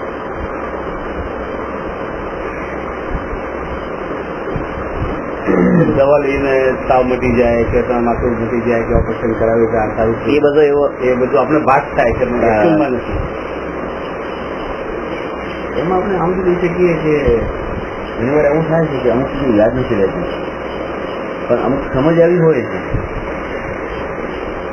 કે યાદ નથી રહેતું. એ સંસ્કારમાં પડેલી હોય ને પહેલેથી. સંસ્કાર તો આખી સંસ્કાર બધું ચિત્તમાં જ પડે છે, બધા જ્ઞાનમાં જ છે. એ જ્ઞાન જ છે, જ્ઞાનમાં જ છે. એક જાણતો હોય છે મતીને શ્રુતને આધારે જે યાદ રાખવાની જે પ્રોસેસ છે એ શ્રુત છે ને, અક્ષરો છે, ગૂગલ છે, તો એને યાદ રાખે છે. પણ એક જે સમજ છે એ સમજમાં કંઈક આવું હોય છે કે હા આવું છે, જયારે કંઈક સાંભળે કે ત્યારે ક્યાંક જુએ ત્યારે એને ફટ દઈને સમજાઈ જાય છે, પણ એ વર્ણવી નથી શકતો એને. તો એ કઈ શકાય કે એ આત્માનો ઉગાડ છે ને એ મતીને શ્રુતનું આત્માની નિર્મળતા એ બે અલગ અલગ છે. એટલે આપણે કીધું કે શરીરની અપેક્ષાએ તો મતીને શ્રુત શરીરની અવસ્થા પ્રમાણે કદાચ થતા હોય નાના મોટા પ્રમાણે, પણ જે આત્માનો ઉગાડ છે એ તો એની સમજમાં હોય જ એમ. બરાબર છે, બરાબર છે. અંદરની નિર્મળ એક વસ્તુને પકડમાં આવી એ તો ત્યાં પડેલી છે. આના અંદર એક આત્મજ્ઞાન છે ને એક ક્ષયોક્ષમ જ્ઞાન છે. આત્મજ્ઞાન અંદર છે બસ હું આત્મા છું અને શરીરથી જુદો છું, એ જ્ઞાન તો સવારથી સાંજ સુધી ચાલુ રહી છે. અને ક્ષયોક્ષમ જ્ઞાન વધે છે, ઘટે છે, વધે છે, ઘટે છે, એમાં એવું થાય. જેમ કે માનો સાધુ થયા પહેલા, મુનિ થયા પહેલા એ ગ્રહસ્થ દશામાં સમ્યક દ્રષ્ટિ હતા ત્યારે મતિ જ્ઞાન શ્રુત જ્ઞાન હતું. હવે ભાવલિંગી દશામાં આવ્યા ત્યારે પોતે આત્મજ્ઞાન તો સેમ જ રહ્યું છે, આત્મજ્ઞાનમાં ફરક નથી પડ્યો, પણ મનપરિ જ્ઞાન થયું ત્યાં. તો મનપરિ જ્ઞાન જયારે ત્યાં થાય છે તો એ રીતે ફરક પડે છે જ્ઞાનમાં. ક્ષયોક્ષમ જ્ઞાનમાં વિકાસ થયો, એ ક્ષયોક્ષમ જ્ઞાન જ છે મનપરિ જ્ઞાન. પણ અત્યારે એવું બી થતું હોય, માત્ર જ્ઞાનની જુદી તો વાત અલગ છે, ઘણી વાર એવું બી થતું હોય યાદ જે કરેલું છે એ ઘણું બધું ભૂલાઈ ગયું હોય, હા, પણ બીજો વિકાસ ઘણો થઈ ગયો. બરાબર છે, બરાબર છે. આ ઊંટું ઓછું થઈ ગયું, ગરડો થઈ ગયા તો આ તો ઘટી ગયું, પણ આ પાછું એકદમ વિકસી ગયું. પરિણતિમાં ફેર આવી જાય, જ્ઞાનમાં ઓછો થઈ જાય, પરિણતિમાં જે છે એ વધારો થઈ જાય. પરિણતિમાં વધારો જ થાય અને જ્ઞાનનો ભરોસો નથી, એ વધારો પણ થાય અને ઘટાડો પણ થાય. એ પાગલ થઈ જાય તો સમજો કે કોઈ કારણ, હા, સમ્યક દ્રષ્ટિ થઈ જાય, એ બધું જ્ઞાન તો જતું રહ્યું. પણ આમ પૂરી સમજ છે, પૂરી સમજણ પૂરી છે. એટલે જે ક્ષયોક્ષમ જ્ઞાન એ કીધું બસ એનો ભરોસો નહીં કરવાનો, એમાં વધઘટ થઈ જાય છે, એને એટલું મહત્વ નથી આપવાનું. પણ એક વાત ખાસ એ પણ છે કે જેને પણ સમ્યક દર્શન થાય છે એને પાછું આ ક્ષયોક્ષમ જ્ઞાનના બળ ઉપર જ એને થાય છે. ક્ષયોક્ષમ જ્ઞાનથી તે વિચાર કરે છે અને નિર્ણય કરે છે. ક્ષયોક્ષમ જ્ઞાનથી જ વિચાર કરીને એ નિર્ણય કરે છે. સમ્યક દર્શન પહોંચે છે તો જ્ઞાનથી જ પહોંચે છે. હા, જ્ઞાન વગર કેવી રીતે પહોંચે? પણ થઈ ગયા પછી એનું મહત્વ એટલું નથી રહેતું. અત્યારે ખબર પડી કે આ શાસ્ત્ર છે, આ ગુરુ છે, આ શાસ્ત્રના શબ્દો, અક્ષરો, આ બધું જ્ઞાન છે, એનાથી તો એ નિર્ણય કરે છે. પણ નિર્ણય થયો એટલે પછી હવે આ જ્ઞાન ભૂલાય તો પણ એનું એટલું મહત્વ એટલે એવું થાય કે એને સમય દર્શન તપતી ગયું, 80 વર્ષના થઈ ગયા, ત્યારે જ્યાં સુધી એને પ્રગટ નથી થયું ત્યાં સુધી આ માધ્યમનું બહુ મહત્વ છે. અને પ્રગટ થઈ ગયા પછી એ માધ્યમનું પછી શું થાય, આ જ્ઞાન પછી વધે, ઘટે, જાય, રે, એનાથી કોઈ ફરક નથી. પછી પ્રગટ મને ચેક લખ્યો અને બેંકમાં આપ્યો, હવે પૈસા જ્યાં સુધી મળ્યા નથી ત્યાં સુધી તો આનું પૂરું મહત્વ છે. ક્ષયોક્ષમ જ્ઞાનનું ત્યાં સુધી મહત્વ છે જ્યાં સુધી આત્મજ્ઞાન નથી થયું. અને જેવું એ ક્ષયોક્ષમ જ્ઞાન ત્યાં વપરાઈ ગયું અને એના બદલામાં આત્મજ્ઞાન થયું, પછી એ ચેક ને ફાડી નાખે, પડ્યો રે, કોઈ બીજા ડબ્બામાં કચરા પેટીમાં નાખે, એને ભેગો કરીને રાખે, શું એનાથી કઈ પ્રયત્ન મતલબ નથી. વસ્તુ મળી ગઈ, બસ જે પ્રાપ્ત કરવાની હતી, જે ધ્યેયની પ્રાપ્તિ કરવાની હતી, ધ્યેય પ્રાપ્ત થઈ ગયું. હું એ પૂછવા માંગુ જયારે પેલો 80 વર્ષના થયા એમને સમય દર્શન પતી ગયું, પણ 80 વર્ષના થઈ ગયા એટલે શરીર વધુ થઈ ગયું. હા, ત્યારે યાદશક્તિ ઘટી ગઈ. એટલે નવતત્વની વાત, નવતત્વ કહો માણે તો એમને યાદ નથી આવતા. અને પેલાને સમય દર્શન નથી કરતું, પણ એને એ જે શોષણ એનું સારું છે એટલે ફટાફટ વાતો તત્વોની વાત કરી નાખે. પણ એમાં ફરક છે કે એને અનુભૂતિ નથી. અરે તો આને એટલી તો ખબર છે ને કે હું મુંબઈમાં બેઠો છું, 7 તત્વોના નામ નથી યાદ, 80 વર્ષનું થઈ ગયું, મુંબઈમાં છું એટલી તો ખબર છે ને. પણ મરશે ને કોઈ માતાના ગર્ભમાં જશે ત્યાં ક્યાં બેઠો છું, કયા ગામમાં છું એ ખબર નહીં, પણ અંદરની જાગૃતિ પૂરી હશે હું આત્મા છું. તમને દ્રષ્ટિ છે એટલે કેવાનો અર્થ આ જ્ઞાન તો હજી તો આ તો બહુ દૂરની વાત, 9 તત્વો વાળી. ક્યાં છું, કોણ મમ્મી કોણ પપ્પા એ ખબર નથી, પણ હું આત્મા છું બસ.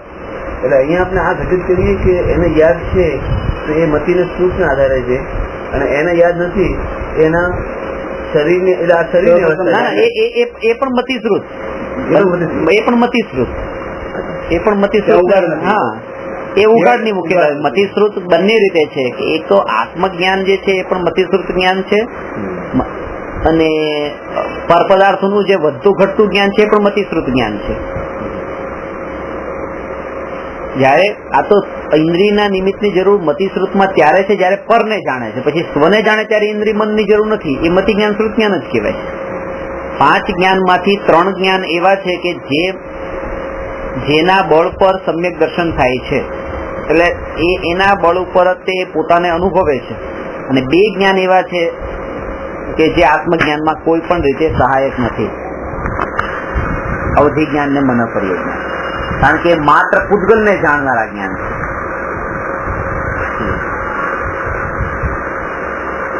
અને મતિ શ્રુત જ્ઞાન છદ્મસ્ત દશામાં એટલે કે 4 થી 12 ગુણસ્થાનમાં, છદ્મસ્ત દશા તો 1 થી 12 છે, પણ 4 થી 12 ગુણસ્થાનમાં છદ્મસ્ત દશામાં સમ્યક દ્રષ્ટિ છે એટલા માટેની વાત કરું છું. સમ્યક દ્રષ્ટિ છદ્મક ને આત્માની અનુભૂતિ મતિ જ્ઞાન ને શ્રુત જ્ઞાનની પર્યાયમાં થાય. અને 13માં 14માં ગુણસ્થાનવર્તી અરિયન ભગવાન અને ગુણસ્થાનાતીત સિદ્ધ ભગવાનને કેવળ જ્ઞાનની પર્યાય. અવધિ જ્ઞાન મને પર્યાય જ્ઞાન તો અનુભૂતિમાં વચ્ચે આવતું નથી.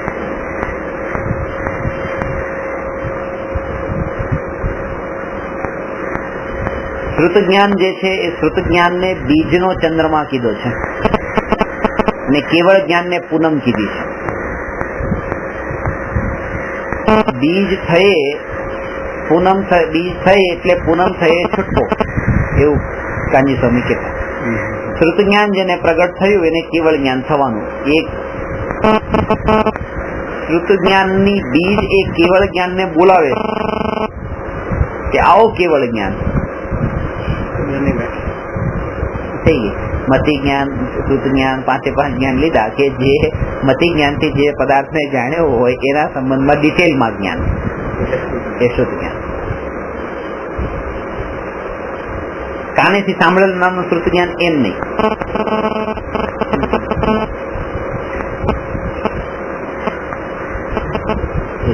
શ્રુત જ્ઞાન ને બીજ કીધું છે. બીજ રોપે તો એનું ફળ છેલ્લે મળે. એ આ શ્રુત જ્ઞાન થી શરૂઆત થઈ. સમ્યક દર્શન પ્રગટ થયું ચોથા ગુણસ્થાન. શ્રુત કોને કહેવાય?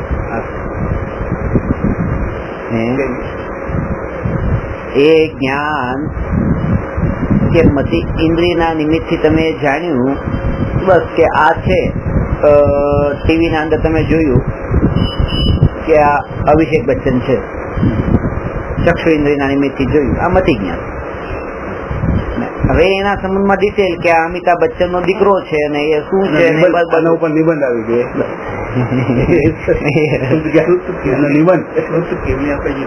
એ તો પછી બહુ અલગ. એ શ્રુત કેમ લાગે? ત્યાં શ્રુત એ અલગ લાગે છે, એ અલગ જ છે. શ્રુત કેવળી, શ્રુત કેવળી એટલે શું?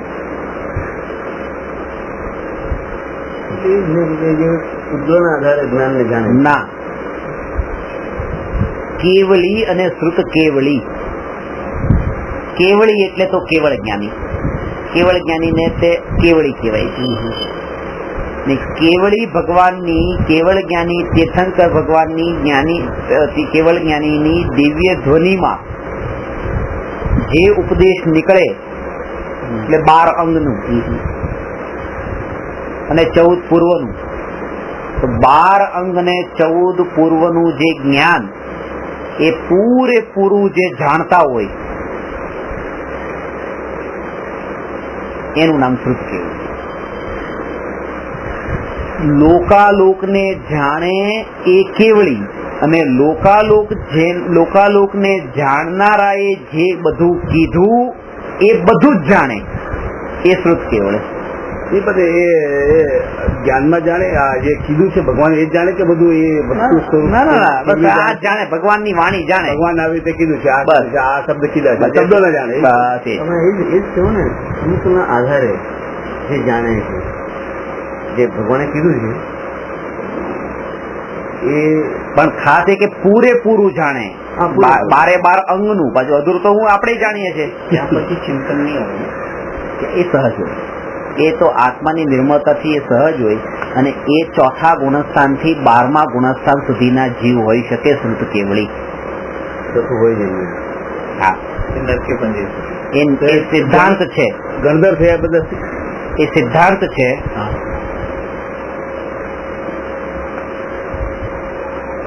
દરેક આત્મજ્ઞાની શ્રુત કેવળી હોતા નથી. સમ્યક દ્રષ્ટિ હોતા દરેક આત્મજ્ઞાની, દરેક સમ્યક દ્રષ્ટિ શ્રુત કેવળી હોતા નથી, પણ દરેક શ્રુત કેવળી નિયમથી સમ્યક દ્રષ્ટિ હોય છે. જે આત્માને જાણે એ 12 અંગને જાણે એ જરૂરી નથી, પણ 12 અંગને જાણનાર જીવ એ આત્માને જાણતા છે.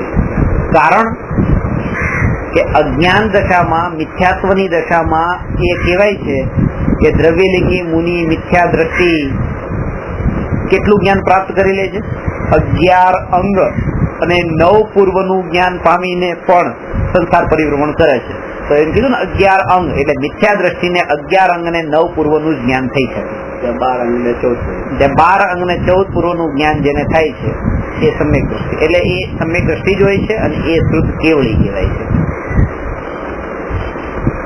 શ્રુત કેવળી કોઈ પણ હોય, આપણે ખાલી શ્રુત કેવળી નો અર્થ ખાલી એમ નહીં લેવાનો કે મનુષ્ય ગતિ ના જોઈએ, દેવ ગતિના દેવ પણ હોય.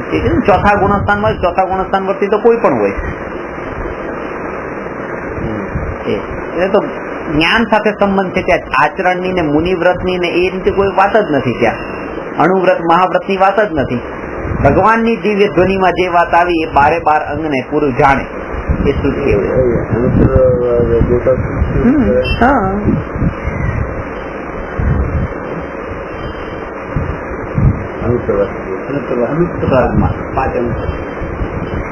સર્વાસિદ્ધિના ત્યાંય તે પૂરેપૂરું જાણ્યું છે, પણ પોતાને જાણે છે એટલા માટે આ બધું જાણ્યું એ પણ એક બળ મળે છે. એટલે કે આ બધું જાણવામાં નહીં પડો, નહીં પડો, નહીં પડો. ત્યાં તો આ જ ચાલે છે. તમે આ નહીં કરો તો બીજું શું કરશો? કેટલું જાણવાનું, કેટલું જાણવાનું. એ તો તમારા આત્માની એક દશા આવી જાય પછીની વાત કરી. કૃપાદેવે કીધું છે કે હવે ભણેલું પણ ભૂલી જવાનું છે. પણ ભણ્યો હોય તો ભૂલે ને. ભણ્યો તો ભૂલે શું? ભૂલવા જેવું એની પાસે હોવું જોઈએ ને કઈ. કે પેલા તમે ભણ્યા હો, પૂરો નિર્ણય કર્યો, તમે પામી ગયા ને હવે પામી ગયા પછી તમને જે બધું ભૂલવાનું. ભણેલું ભૂલવાનું તો જ્ઞાનીઓએ જે અન્ય મતનું નિરાકરણ આપણા જૈન ગ્રંથોમાં આચાર્યોએ કર્યું છે, ત્યાં સાંખ્ય મતની આ મીમાંસક, યોગ, વૈશેષિક, બૌદ્ધ બધા દર્શનોનું બધું ખુલાસા કરીને લખ્યું છે. પાનાના પાના લખ્યા છે. તો ભણેલું ભૂલી જ જવાનું છે તો પછી તો જ્ઞાની થયા પછી ભૂલી જાવ એમ નહીં. એ તમારા આત્માની એવી દશા આવે ત્યારે તમારી આ વાત છે. ત્યાં હટકો નહીં, એને ભૂલીને આગળ જાઓ. આપણે તો એને ભૂલો ભૂલવાનો અર્થ બીજો થાય. પેલા જેટલું બને એટલું કન્ફ્યુઝન માંથી બહાર આવી જાવ. આ બધું પણ નથી. ફેલાવો ફેલાવો ફેલાવો, જેટલું બને એટલું પેલા ફેલાવો અને સમેટો, પાછું ફેલાવો, પાછું સમેટો, પાછું ફેલાવો, પાછું સમેટો. આવું ચાલતું રહે અને આમાં જ વેપાર થાય. સાડીઓ પેલા સાડીઓ ફેલાવી, પાછી સમેટ, પાછી ફેલાવી, સમેટ. પેલા જરાક કે છે નથી લઈને, ના તમે જોવાના પૈસા નથી, 10-15 પાછી ફેલાવી દીધી, પાછી વાળી, પાછી ફેલાવી. પછી પેલા થયું આટલી મહેનત આની કરાવી છે, લાવો એકાદી લઈએ જ લઈએ. આમ તો એનો વેપાર થાય ફેલાવાના સમેટવામાં. આ જે જ્ઞાન ને ફેલાવો, પછી ઘરે જઈને પછી સમેટો, અંદરમાં પાછું અહીંયા ફેલાવો, પાછું સમેટો. આમાં તે આત્મજ્ઞાન પ્રગટ થઈ જાય છે. પણ એક છે કે ખાલી ફેલાવો ફેલાવો ફેલાવો કર્યો તો ઢગલો થઈ જશે, પછી તો ભારે પડશે. એને ભેગું કરવું પછી ભારે પડશે. એટલે એકવાર અંદર પાછું જવાનું છે. ખાલી એકલું ભણવું આપણું મન નહીં, પોતાનો અંદર જવાનો ટાઈમ પણ એક હોવો જોઈએ. સાડી પર માણસ એ ક્યારે વેચી શકે? પેલા ફેલાવે, પછી એના ગુણ ગાવે, તો પેલા ન ગમીને હવે પાછી સાડીઓ મૂકી દે અને એને ભૂલી જાય. એના ગુણો હવે ભૂલે, નવા નવી સાડીના ગુણ ગાવી શકે. કોઈ જ વેચાય પેલા ગુણ રાખે અંદર, નવી સાડીના ગુણ કેવી રીતે ગાઈ ન થઈ ફટાફટ એમને સમજી શકે ધંધો છે. બહુ લાંબી પ્રક્રિયા છે, વર્ષોની વર્ષો સમેટવાનું બહુ જ મુખ્ય કામ છે. એ દ્રષ્ટિએ ભૂલવાની વાત છે. એક કન્યાનો સ્વયંવરનો પ્રસંગ હતો, તો એને માટે બધા રાજકુમારો આવેલા કે તારી શું ઈચ્છા છે? કે મારી એ ઈચ્છા છે કે આ ગાલીચો જે પાથરેલો છે, આ ગાલીચાની વચ્ચોવચ્ચ એક હીરો છે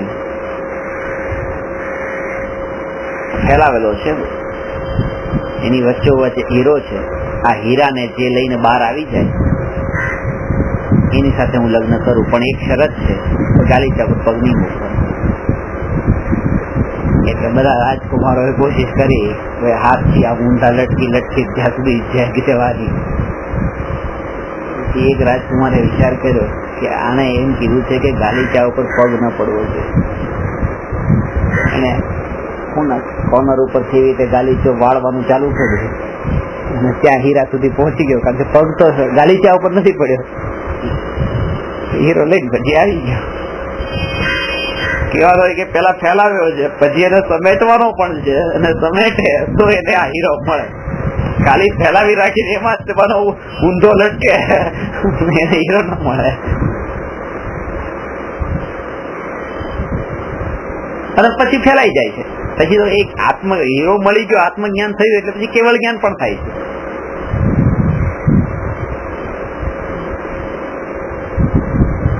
પછી એને એ પ્રયોજન પણ નથી રહેતું કે આત્મજ્ઞાન થયા પછી 5 વસ્તુને જાણે છે કે 25 વસ્તુને જાણે છે કે અનંતને જાણે છે. ત્યાં તો એક જ જોર છે, બસ એ પોતાને જાણે છે. અને એનું એક કારણ છે, કારણ કે સુખનું કારણ એ 5, 10 કે 25 વસ્તુને જાણે એ છે જ નહીં.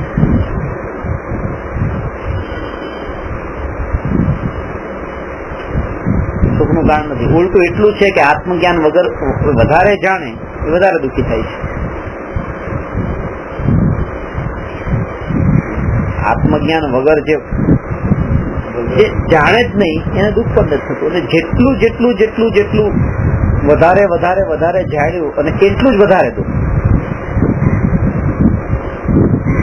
ભારત 8 મેચ રમ્યું અને માનો કે 9મી મેચમાં હારે, તો 8 મેચ જેને જોઈ છે, જાણ્યું બધું જાણ્યું, અને 9મીમાં પછી જે હાર જાણે એ વધારે દુઃખી થશે.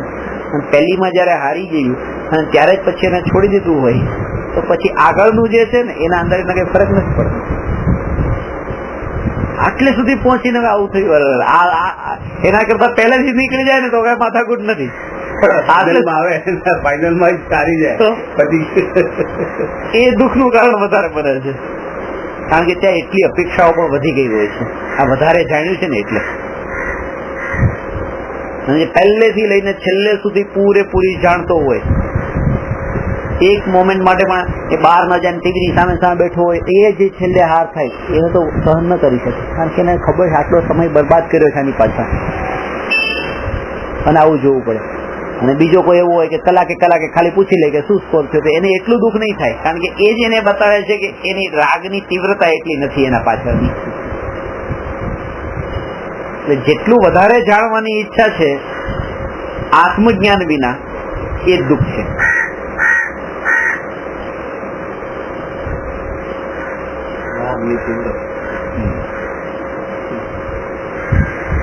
વગર તો આટલું બધું છે એના વગર હું રહી ગયો એમ દુઃખ થાય છે.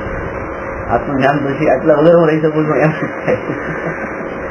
આ અજ્ઞાનતા છે. કેવળ જ્ઞાનના અંદર તો ગઈકાલે પણ એ ઘટના ગઈકાલની રાતની પૂરી ખબર હતી. અને આ અજ્ઞાનતા એવી છે કે આ નવું જ્ઞાન થાય છે, એમાં જ આ જીવ ઇન્દ્રિય સુખ માની લે છે. પણ એ કેવળી પર શ્રદ્ધા રાખે કે ભાઈ એ બધું આમાં કઈ નવીનતા શું છે, આ તો બધું આમ જ છે, આમાં કઈ નવીનતા નથી. આ ક્રમબદ્ધ પર્યાય જેને જાણી હોય એને આમાં કઈ નવીનતા જેવું લાગતું નથી.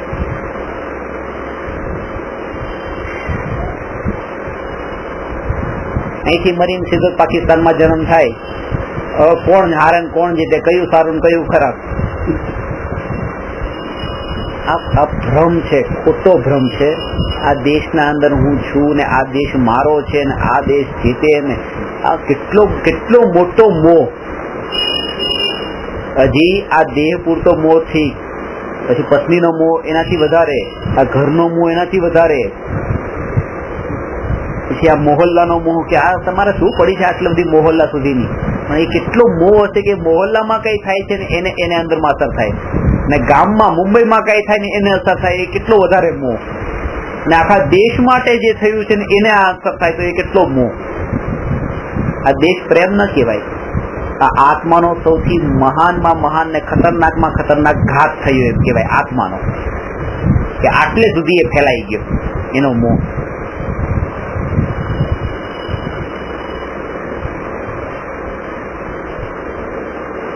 એવું નથી કે દેશમાં રહે તો દેશ પ્રેમ તો હોવો જોઈએ ને આટલો વ્યવહાર હોવો જોઈએ. જેને લક્ષ્ય આત્માનું થયું હોય એના માટે તો એ તો માપી લે છે કે આ બહુ દૂર દૂર સુધી પહોંચી ગયો છું અને ત્યાંથી પાછું આવવું બહુ ભારે પડશે. જેટલું વધારે ફેલાવ્યું છે એમાંથી બહાર નીકળવું એ વધારે ભારે પડશે. એ ખબર અત્યારે ન પડે, અત્યારે ઠીક છે આ તો ચલો આ થઈ ગયું આમાં શું છે, પણ એ અંદર સંસ્કાર એવા દ્રઢ થઈ ગયા છે, સંસ્કાર એવા દ્રઢ થઈ ગયા છે કે હવે એ ત્યાં માનો નરકમાં જાય તો નરકની ભૂમિઓમાં પણ એને મોહ થઈ જાય દૂર દૂર સુધીની, કારણ કે સંસ્કાર તો એ આત્મા એક છે, એનો સંસ્કાર પણ એ છે. આ એને ભારતનો મોહ નથી, એને અંદરમાં મોહ એનો છે કે જ્યાં એ રે ત્યાં સુધી દૂર દૂર સુધીનો મોહ. ભારત નામની વસ્તુ જ નથી, એ આત્માની સ્થિતિ એવી છે કે દૂર દૂર સુધીનો મોહ. પછી એ મરીને અમેરિકામાં જન્મે તો ત્યાં આવો મોહ કરશે, એને ભારત પ્રત્યે કઈ નથી.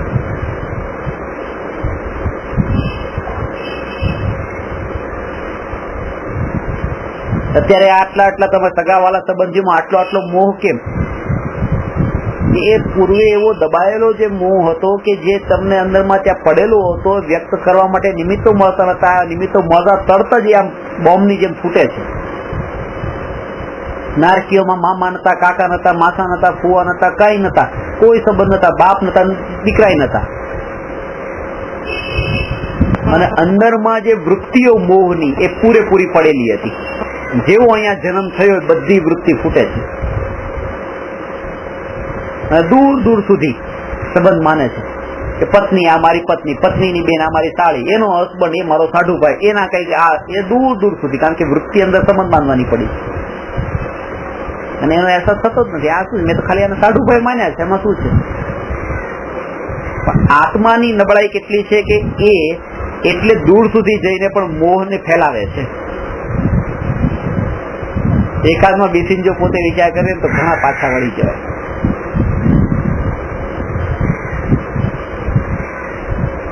એક વાર તો જયારે સંન્યાસી વ્યક્તિ પણ જાય છે ત્યારે એનો રાગ આટલો જ વિસ્તૃત થાય છે, આજે ફેલાવાની વાત થઈ, પછી જેવું સંન્યાસી થાય છે ત્યારે પાછો સમેટાઈને આવી જાય છે. પણ પેલા તો ફેલાય છે એકદમ રાગ રાગ રાગ. પેલા ઘરની ઉપર રાગ, પછી દેશની ઉપર રાગ, પછી સંસારની ઉપર રાગ. એ તો એ બધી નબળાઈઓ હતી અને નબળાઈઓને આપણે આદર્શ માની લઈએ તો એ આપણી ભૂલ છે. ક્યારે પણ જ્ઞાનીઓથી જે ન થઈ શક્યું એ કરવું જોઈએ એવું નથી કીધું, આવું થાય જ એવું નથી કીધું. આ બધી નબળાઈઓ કે ચક્રવર્તી આટલા બધા ભોગ ભોગવ્યા અને આટલા સુધી બધું ફેલાવ્યું, આટલો રાગ ફેલાવ્યો, પણ એ બધી નબળાઈઓ હતી, એ આપણા માટે આદર્શ નથી. અને એક બળ, એક જાગૃતિ હતી એમની સાથે. અહીંયા તો એની સાથે જાગૃતિ ક્યાં છે? પોતે પૂરેપૂરો ભળી જાય છે અંદર.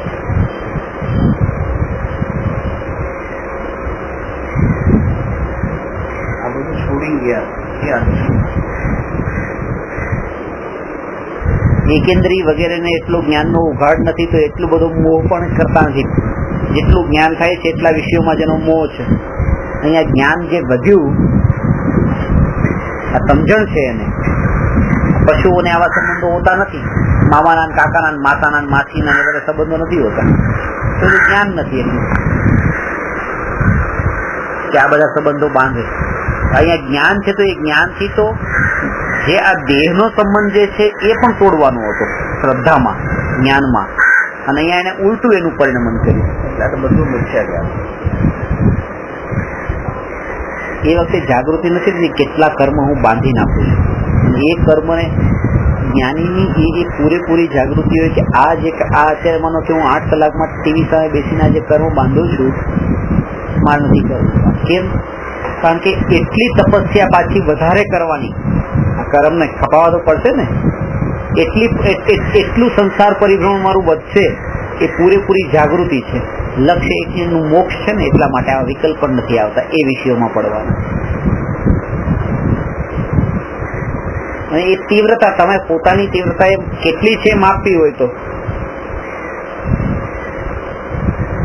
મેચ ચાલુ થઈ ગઈ. કોણ રમવા આવ્યું કે ભારત આવ્યું?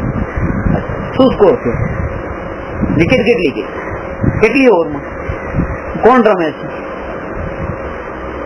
કેટલા બોલમાં કેટલા કર્યા, કેટલી ફોર મારી, પછી એનો વિસ્તાર વધતો જાય છે.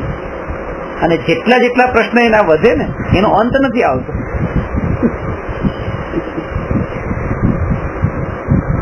અને પહેલા તમને પણ કોઈ પૂછે ને તમને સ્કોર નથી ખબર, કારણ કે તમારે તૈયારીમાં રહેવાનું કે જો તમે પહેલો સ્કોર બતાવ્યો તો બીજો પછી કોણનો અને કેટલો અને બધું પૂછવાનો છે. એટલે પહેલામાં સ્ટોપ કરી દો, તમારા નિમિત્તથી કોઈને વધે આગળ. કારણ કે તમે એમ નહીં માનો કે તમે સ્કોર બતાવ્યો તો શાંતિ થઈ જવાની છે, એ વધવાની છે. એ તો ઈચ્છાનું સ્વરૂપ. 5 મિનિટ પછી એ થશે કે હવે છે કે નહીં, આવું થઈ ગયું કે 4 માર્યો કે 6 માર્યો કે કેટલા રન કર્યા, હવે સદી કરી કે નહીં કરી, એ બધું. પત્ની પ્રત્યેનો મોહ એ પત્નીનો મોહ થોડો છે, એ તો રાગ છે એવો, એ વાસનાનો રાગ છે, વાસનાનો રાગ છે, પોતાનો રાગ છે ભાઈ. એના પ્રત્યે આવતા ભાવમાં કોઈ બનો એક કૂતરો બનશે તો કૂતરીનો રાગ આવો હશે. એમાં કે પત્નીની કોઈ મહાનતા નથી. એટલે એ જાગૃતિ રાખવાની કે મારી કોઈ મહાનતા નથી કે પત્ની મારા પ્રત્યે રાગ કરે છે, એ એના રાગને પોષી રહી છે. બાકી હું કઈ આટલો સારો છું એટલે મને આટલો સારી રીતે રાગ કરે છે, મને રાખે છે, એમ નથી. એના રાગ ને પૂછે બધા પોતાના રાગ ને. તો મરીન માનો બીજી જગ્યાએ જન્મ થશે, કોનો કૂતરી બનશે, કોઈ કૂતરાને પણ એ રીતે પ્રેમ કરશે. તીવ્રતા વધારે છે, રાગની તીવ્રતા વધારે છે. તો એવું તમને લાગે તો એ આત્માની મહાનતા ન લાગે તો તમને પણ એના પ્રત્યે એવી કરુણા આવશે કે ભાઈ આ છોડવા જેવો છે, મારામાં પણ આવો નહીં કરો તમે. અને અહીંયા તો ન કરતા હોય તો કે જો મને પ્રેમ નથી કરતી, પ્રેમ તો કરવી જોઈએ ને મને. જો એ અધ્યાત્મ માર્ગે આવે તો મારે તો ઉલટું આદર્શ માનીને એમ કરવું જોઈએ કે ખરેખર ધન્ય છે કે હું આ સ્થિરતા નથી રહેતી, એનામાં જો આ સ્થિરતા રહે તો મારે ગુણો અપનાવવા જેવા છે. પોતાની સ્વાર્થ વૃત્તિ છોડીને જો એ રીતે તમે જોવો તો એ તમારામાં તમને એ આદર્શ લાગશે કે તમે તમારા સ્વાર્થને નથી જોતા ત્યાં કે મને પ્રેમ ન કર્યો, પણ તમે એ જોયું કે એ આત્મા આટલો વિકાસ પામ્યો, એ આત્મા નિર્મળ થયો કે જે મને કોઈ આવી નિર્મળતા વાળો દેખાતું નથી, આવું નિમિત્ત મને મારા ઘરમાં જ મળી ગયું.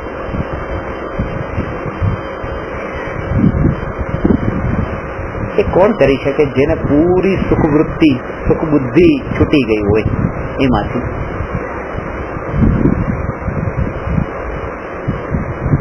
મારી નથી, એ પોતે એટલો જ્ઞાની હોય તો એને જે રૂપે જોઈ શકે.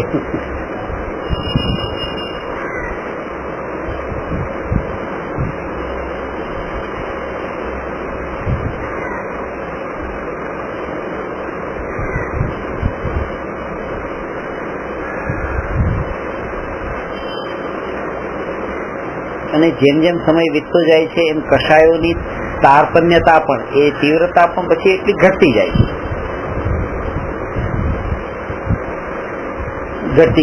કે અત્યારે હવે તમને કોઈ આનંદ જેવું કઈ છે, અત્યારે કઈ તમે ખુશી કઈ, અત્યારે કોઈ ફિલિંગ્સ નથી. એ વખતે ફિલિંગ્સ હતા, 12 કલાક પહેલા ફિલિંગ્સ બહુ હતા, અત્યારે કઈ નથી. એમ નહીં સમજો, નથી, અંદર દબાઈ ગયા. હવે કોઈ એવું નિમિત્ત નથી મળતું. આગળ જઈને પાછી કોઈ એવી નિમિત્ત વાળી કોઈ એવી ઘટના ઘટે, પાછા એ ફિલિંગ ઉભા થશે. એ જતા નથી રહ્યા, અને એ અંદર પડ્યા છે ને એના બંધન નિરંતર પાછા ચાલુ છે. સંસ્કારમાં પડી ગયા ને, કર્મ બંધાય, અત્યારે બંધાઈ રહ્યા છે. એમ લાગે અત્યારે તો અમે કઈ કરતા નથી, શાંતિથી બેઠા છીએ, પણ પેલો સંસ્કાર જે પડી ગયો મોહ વાળો,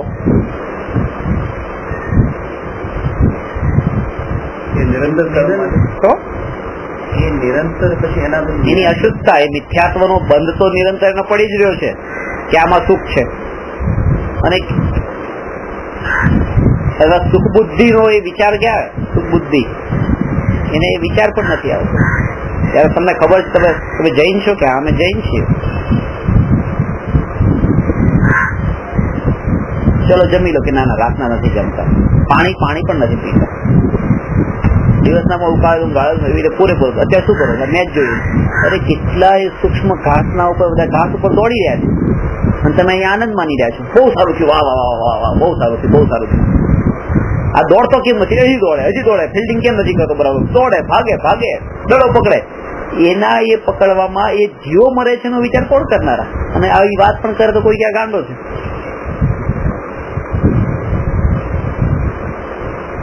આપણે હવે જે પોતે પોતાને જૈન બતાવતો આ જૈનના લક્ષણ જ નથી કે આ ઘાસ ઉપર તો આટલા જીવ મરે જ છે અને મરે છે ને જોવે તો કે ના અમે તો એના આનંદ ને જોઈએ છે, અમે તો બીજી કળાઓ જોઈએ છે, અમે એ ઘાસને નથી જોતા. પણ એ પાપ તો લાગી જ રહ્યું છે. એ ત્યાં છે ને, પાછું એ પણ ત્યાં છે, એ ઘટના ઘટી રહી છે. એના જેવું છે પાવભાજી ની ઉપર બટર નાખ્યું પછી તમે બટર ને સાઈડ માં કરી નાખો ભાજી ખાઓ. ના અમે તો બટર ખાધું જ નથી, બટર સાઈડ માં કરી નાખ્યું તો અડધું ઓગળી ગયું અંદર.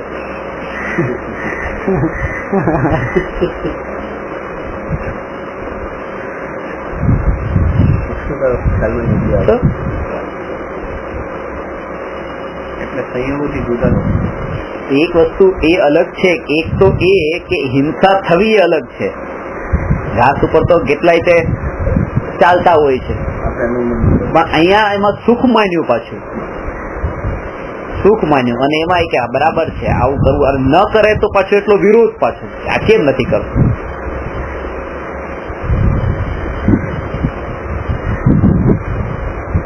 એટલે જ કર્મ આટલા બધા લાંબા બંધાય છે. તો આ ચક્ર વિચક્ર એવી રીતે ઘાસનો ખ્યાલ નહીં આવે. આપણે તો ખ્યાલ કરી શકીએ, કોઈને ઘાસનો ખ્યાલ નથી અજ્ઞાની હોય તો કર્મ બંધાય, તો એ કર્મ બંધાય. કૃપાળુજીએ કીધું ને, ઝેર સુધા સમજે નહીં, જીવ ખાય ફળ થાય. જ્ઞાન હોય કે ના હોય એનાથી શું લેવા દેવા, એને તો કર્મ બંધાય જ. અથવા એવું થયું કે મર્ડર કરે કે કાલે અત્યારે નજરની સામે ટીવી ઉપર જોયું ત્યારે પેલો તો પતંગિયા મારી નાખ્યા, 2-3 પતંગિયાને, પાકિસ્તાની ખેલાડીઓ એને નડતા હતા પીચ ઉપર, ત્યાં મારી નાખ્યા. કારણ કે ફ્લડ લાઇટ ના અંદર એટલા બધા જીવ જંતુઓ થઈ જાય, મારી નાખ્યા. એ તો ખાઈ જાય, એને શું. પણ એને આપણે કેટલા કૃતજ્ઞ થઈ ગયા છીએ કે એ નજર સામે જોતા હોવા છતાં પણ હમણાં જીત છે એવો રાગની તીવ્રતા કેટલી, અને આ હિંસાને કેટલી આમ અણદેખી કરી નાખી.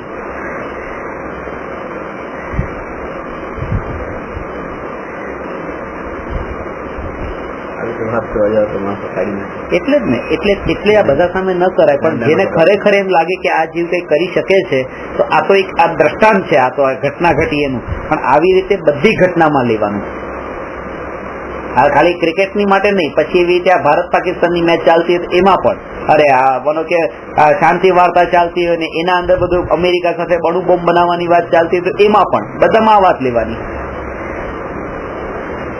અત્યારે વિશ્વના અંદર દર 1 કલાકે 50 કરોડ રૂપિયા ખર્ચાય છે અણુ બોમ્બ બનાવવા માટે, આખી દુનિયાનો હિસાબ.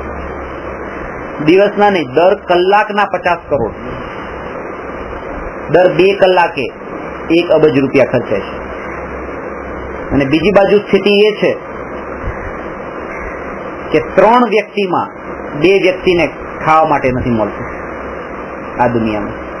દર 3 2 ને ખાવા માટે નથી મળતું. દર 3 માં 2 ની પાસે પહેરવા માટે કપડા નથી. બીજી બાજુ આ એ દર કલાકે 50 કરોડ આમાં ખર્ચાય છે. આના ઉપરથી આ મનુષ્યની વિકૃતિ સમજી શકાય ત્યાં શું થઈ ગયું છે આ કળિયુગ. આ વાત એને ન સમજાય. આ વાત એવા જીવને સમજાય કે જેને ખરેખર હવે આમ નિકટ કાળમાં એનું પામવાનો હોય, એને આ વિચાર આવે. મૂવી જોતા હો તમે, કોઈ માંસાહારીના, દારૂડિયાના અને વેશ્યાગમન કરવા વાળાના વખાણ કરો, એ યોગ્ય છે કે ના? અમે તો કરતા જ નથી. શાહરૂખ ખાન છે એના વખાણ નથી કરતા, જો કેટલું સરસ, કેટલું સરસ. વખાણ પણ કેમ થાય? તમે ઘરમાં ભગવાનનો ફોટો લગાડ્યો ને સચિન તેંડુલકરનો લગાડ્યો, જે ગમે એવા સી ફૂડ ને બધું ખાઈ જાય, રાત વગર તો વખાણ હોય ને, તો વખાણ હોય. એવા માંસાહારી એક્ટરના ફોટા ઘરમાં લગાડ્યા, ભગવાનના ફોટા લગાડ્યા નથી, તો એ બધી ખબર પડે. ઘરનું વાતાવરણ પણ તમારું એવું હોવું જોઈએ. તમે ફોટા લગાડો, તમારા ઘરના અંદર વસ્તુઓ એવી પડેલી હોવી જોઈએ કે એને જોતા જ બાળકમાં એવા સંસ્કાર આવે, એને બીજા પ્રકારના વિચાર જ ન આવે.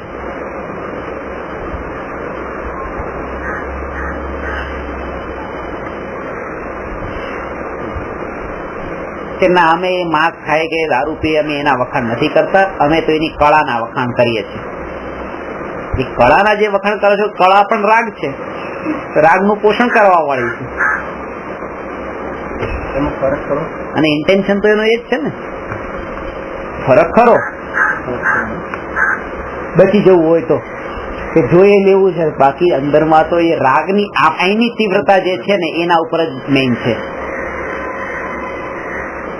જોવામાં વાંધો નથી. આમ એનાથી આપણે દ્વેષ કરતા હોઈએ, નહીં આ બધું ખાય છે માંસાહારી એમ, અને આ ઠીક છે કે આને કામ કર્યું, એ આમાં ફરક પડતો. એ જે કામ કર્યું છે એનું લક્ષ્ય શું હતું? તમારામાં રાગ ઉત્પન્ન થાય, તમને ગમે. તો જેની કળાનું ધ્યેય તે રાગ ઉત્પન્ન કરાવવાનું હોય, ભગવાનના વચનોનું, એ તમને રાગ થાય એના માટે નહીં, વિતરાગ દશા પ્રગટ થાય એના માટે આ શાસ્ત્રો છે. આત્મજ્ઞાન તો પ્રશસ્ત રાગ પણ ખોટો છે, એ તો અપ્રશસ્ત જ થઈ ગયો. આ તો અપ્રશસ્ત થઈ ગયો. ફિલ્મ ના અંદર એ કળા તો એ તો અપ્રશસ્ત રાગ થઈ ગયો.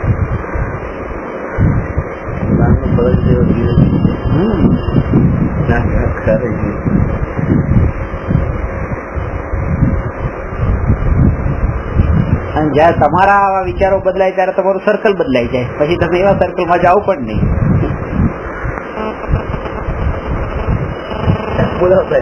હા, શું કરશે? આવું જ કઈ કરશે, દિમાગ કરશે. આપણે છાપ આવી છોડી જોઈએ બધી જગ્યા, એટલે એ બધું થોડું થોડું છૂટતું જાય. એના માટે તૈયારી જોઈએ તમારે. બહાર ભેળવાની તૈયારી જોઈએ, સમાજના સાથે બહાર ભેળવાની તૈયારી તમારી જોઈએ. હવે ઘણી વાર થાય છે, લગ્નમાં જઈએ ને ઘણા કહે છે કે તમે આમ પછી લગ્નમાં જઈએ એટલે 1 કલાક સુધી બેસી રહેવું પડે, 1 થી 1.5 કલાક લોકોને ખાવા માંગે, ત્યારે તમે શું કરો? બેસી જ રહેવું પડે ને. બધા ખાવા જમવા ગયા હોય, ઘણા બાજુમાં કોણ બેસે? તમારે એક છોકરો લઈને એક બાજુ બેસી જવું પડે. બધાને રસ હોય છે, એ રસ તમારી પાસે નથી, એ વાર્તા નથી, એ સબ્જેક્ટ નથી, શું કરો? એટલે હું તો ઘણી વાર કહું છું કે આ તકલીફ લોકોની છે, મારી તકલીફ થોડી. એમને એમ છે કે આ શું કરતા હશે, મારી પીડા એમની મારી પીડા તો એમની આપડે તો નથી બીજી સાઈડમાં બધું જમવા ગયા, શું કરે? આજે જવું બી પડે તમારે, ન જાઓ ત્યાં જઈને પાછી ખરી વાત. એટલે ભારે કામ છે. એના માટે પેલા પૂરું તૈયારી હોય તો આગળ ચાલો. પૂરું તૈયારી નહીં તો હમણાં આપણે વિચાર નથી કરતા, નહીં કરી શકીએ. પૂરું તૈયારીની દ્રઢતા પણ એ સહજ આવશે. અત્યારે તમે તમારા લેવલ થી શરૂઆત કરી દો. બસ આટલી આગળની તૈયારી તો આપણે વિચારવા છીએ તો આગળ આપણે પગલું નહીં કરી શકીએ. કાંટા આવવાના છે એ સમજો ચાલો. એ અનુકૂળતા નથી બનવાની, પણ આ પ્રશસ્ત રાગ હોવો જોઈએ, આમાં ભરેલો હોવો જોઈએ પ્રશસ્ત રાગ. એનાથી પણ એ બસ કે આ અજ્ઞાનતાથી આ બધું કરી રહ્યા છે. જીવી રહ્યા છે. રાગ વગર આપણે જીવી નહીં શકીએ. એમાં પછી પ્રશસ્ત એવું માનીએ છે, રાગ વગર હું નહીં જીવી શકું એવું માનીએ છે. બાકી રાગ થી જ રાગ થી તો આ ખરાબ જીવન જીવી રહ્યા છીએ.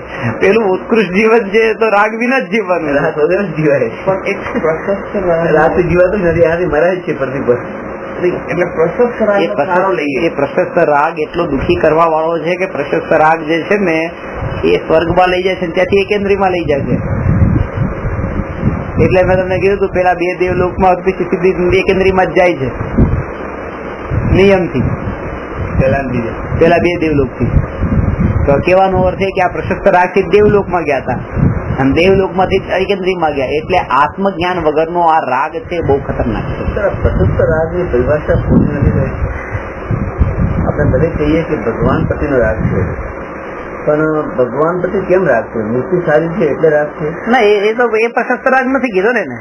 ભગવાનનો જ રાગ એ પ્રશસ્ત રાગ, મૂર્તિ ભગવાનની એનો નહીં. એમના વિતરાગતાનો રાગ, હા એ જ ભગવાનને, ભગવાનની મૂર્તિ એ ભગવાન નહીં, એ પૂતગલ. એ તો શરીરનો રાગ નહીં, સમોસરણનો રાગ નહીં.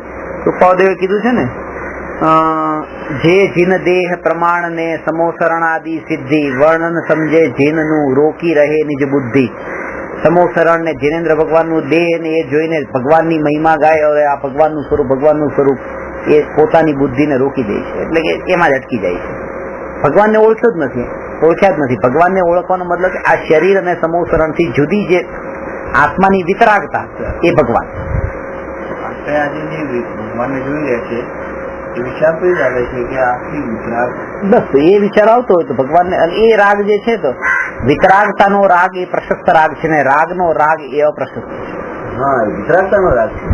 તો આ પ્રશસ્ત રાગ, એ પ્રશસ્ત રાગ પણ આટલું તો સમિત ની બાજુમાં જ લઈ જવા વાળો રાગ છે. વિતરાગતા છે ને એ જ છે કે વિતરાગીનો રાગ છે, એ તો વિતરાગી તો એ છે, પણ તમારો તો રાગ જ છે ને, એટલે તમારો તો ઘાત કરનારો છે. ઓકે, એટલે એમની વિતરાગતાનો રાગ છે, આપણી વિતરાગતાનો રાગ નથી. હા, અને તમારી વિતરાગતાનો રાગ એ પણ રાગ જ છે ને, રાગ તો ઘાત કરનારો છે. પણ એને ખ્યાલ જ નથી. એટલે કે હું મારી અંદર જો એક સિદ્ધાંત સમજવાનો કે રાગ કોનો હોય એ મહત્વનું નથી. રાગ એ રાગ મારો ઘાતક છે. અને જ્ઞાન, તમે જ્ઞાનનો પણ રાગ કર્યો, જ્ઞાનનો રાગ, તો પણ એ તમારા સ્વભાવ, તમારો ઘાતક છે, કારણ કે રાગ છે. એટલે એક દશા એવી આવે છે જયારે આત્મજ્ઞાન ને કેવળ જ્ઞાન ને એ રાગ પણ હોતા નથી, ત્યારે જ વિતરાગ થાય છે. વિતરાગનો અર્થ એ છે ને. હવે બીજી વાત, રાગ કોનો હોય એ મહત્વનું નથી. રાગ તો બંધનું જ કારણ છે. અને જ્ઞાન કોનું હોય એ મહત્વનું નથી. જ્ઞાન નિર્જરાનું જ કારણ છે. તમે ગમે એને જાણો, બસ જાણો. રાગને પણ જાણો છો ને, જાણો. એ જાણવાનું કાર્ય, જાણવું, જ્ઞાતા જ્ઞાતા જ્ઞાતા જ્ઞાતા જ્ઞાતા. પાપને જાણો, નરકને જાણો, પાપીઓને જાણો, જાણો. જાણવું જાણવું જાણવું જાણવું જાણવું એ મારો સ્વભાવ છે. રાગનું જ્ઞાન પણ નિર્જરાનું કારણ છે, અને જ્ઞાનનો રાગ પણ બંધનું કારણ છે. જ્ઞાનનો રાગ બંધનું કારણ છે, અને રાગનું જ્ઞાન નિર્જરાનું કારણ છે. રાગનું જ્ઞાન એટલે છેલ્લે જ્ઞાન આવે તો જ નિર્મળતા. બસ પછી આ તો રાગ સુધીના જ્ઞાન નિર્જરાનું કારણ કીધું, એનો મતલબ કે બધા જ પછી પ્રશસ્ત રાગ સમય દ્રષ્ટિ પછી તો હટી જશે. જે બંધનું કારણ છે, જે બંધનું કારણ છે એવો રાગ, બંધનું કારણ એ રાગ, એનું પણ જ્ઞાન કરો તો નિર્જરા, અને જે નિર્જરાનું કારણ છે એવું જ્ઞાન, એનો પણ રાગ કરો તો બંધ. એટલે છેલ્લે તમારે જ્ઞાન ઉપર આવવાનું છે રાગ છે. રાગનું પણ ખાલી જ્ઞાન કરો છો, કઈ દેલા એ તો ત્યારે થાય. એટલે આપ જ્ઞાન કહો છો એ તમે જ્ઞાનની વાત થઈ. હા, એ જ થઈ. અને એના પછી એના પછી પટસ્થ નીકળી જાય છે ને, પોતાનું એ તો પૂર્ણ વિતરાગી થાય ત્યારે પ્રશસ્ત રાગ નીકળે. પૂર્ણ વિતરાગી પછી મુનિઓને પણ પ્રશસ્ત રાગ તો હોય છે. તમે જ્ઞાની નથી પ્રશસ્ત રાગ? અરે સાધુઓને પણ હોય. સાતમા ગુણ શાસ્ત્ર કયા રાગ થી લખ્યા? પ્રશસ્ત રાગ થી તો લખ્યા. શુભ રાગ થી તો લખ્યા. શુભ રાગ એટલે પ્રશસ્ત રાગ. એટલે જ આપણે આટલા રાગી છીએ ને, એટલે પ્રશસ્ત રાગનું પેલા ભગવાનને નથી હોતો.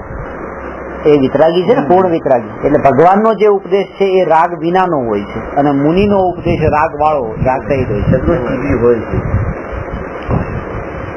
12 નીકળી ગયા, 10મા ને અંતે પુરુષાર્થ કરતા. એટલે સૂક્ષ્મ લોભ જે કહેવાય છે એ જ પ્રશસ્ત રાગ. અચ્છા,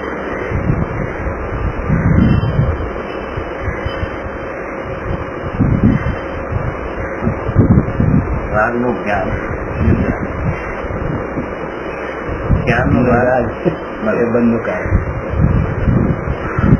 એ વાક્યમાં કેટલો વેરી સિમ્પલ છે. સમજવામાં એકદમ સરસ. આનો ડિટેલમાં ખુલાસો હમણાં મળશે. હમણાં જે લખું છું ને, જ્ઞાનથી જ્ઞાયક તક, એ જ્ઞાનથી જ જ્ઞાયક સુધી પહોંચવાનું છે. તો એ જ્ઞાન શું છે? એ આ બધું જ જ્ઞાન એ જ્ઞાયક સુધી લઈ જાય છે. કોઈ પણ જ્ઞાન હોય છે. જ્ઞાનમાં ભેદ નથી. એને કોને જાણ્યું? આ ભાઈને જાણે, આ ભાઈને જાણે, આ ભાઈને જાણે, મતલબ નથી. જાણ્યા, જાણવાનું એનું કામ થયું. રાગનો એમાં હવે પછી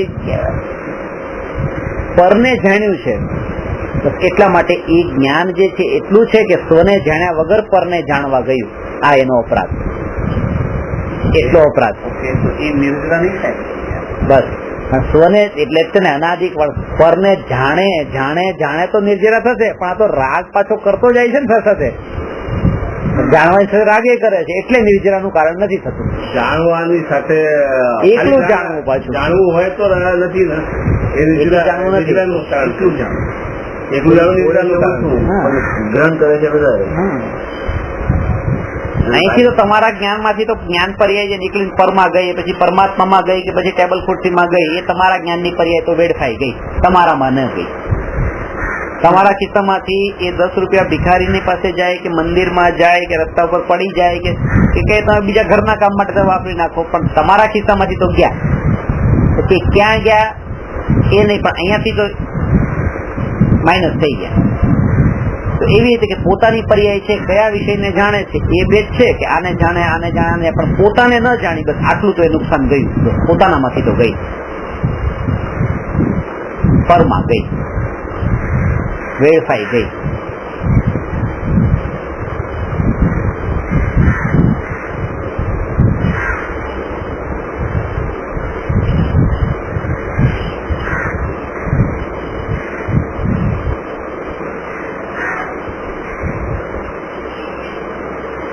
પોતાને જાણવા માટે રાગનું જ્ઞાન, આ પોતાને જાણવું કહેવાય. હા, પોતાના રાગનું જ્ઞાન આપણે કરીએ, પોતામાં ગયા રાગને રાગ રૂપે જાણે, રાગને રાગ રૂપે. હા, તો નિર્જરા. બસ આ રાગ છે, આ હેય છે, બસ એ નિર્જરાનું કારણ છે. હા, એટલે આ પોતામાં ગયા. એક તો આ વાત કે રાગને જાણે, રાગનું જ્ઞાન પણ નિર્જરાનું કારણ, અને જ્ઞાનનો રાગ પણ બંધનું કારણ. હવે બીજી વાત, રાગથી જ્ઞાન થતું નથી અને જ્ઞાનથી રાગ થતો નથી. એટલે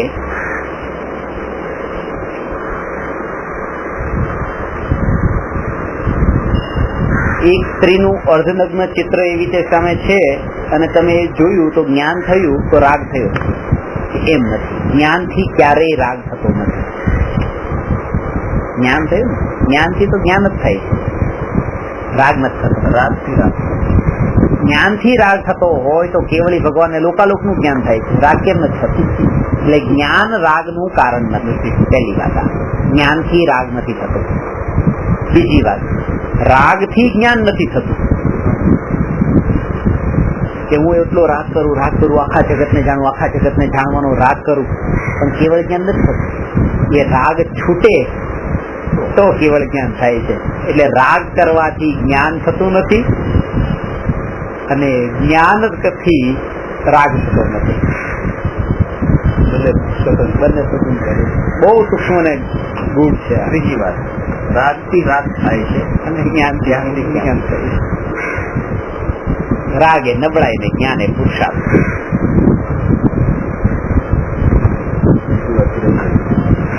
એ તો બધા રવિભાઈ ના છે, કારણ કે રવિભાઈ દરેક ના પોતપોતાના બસ જેને જે ઉપયોગમાં આવે એના.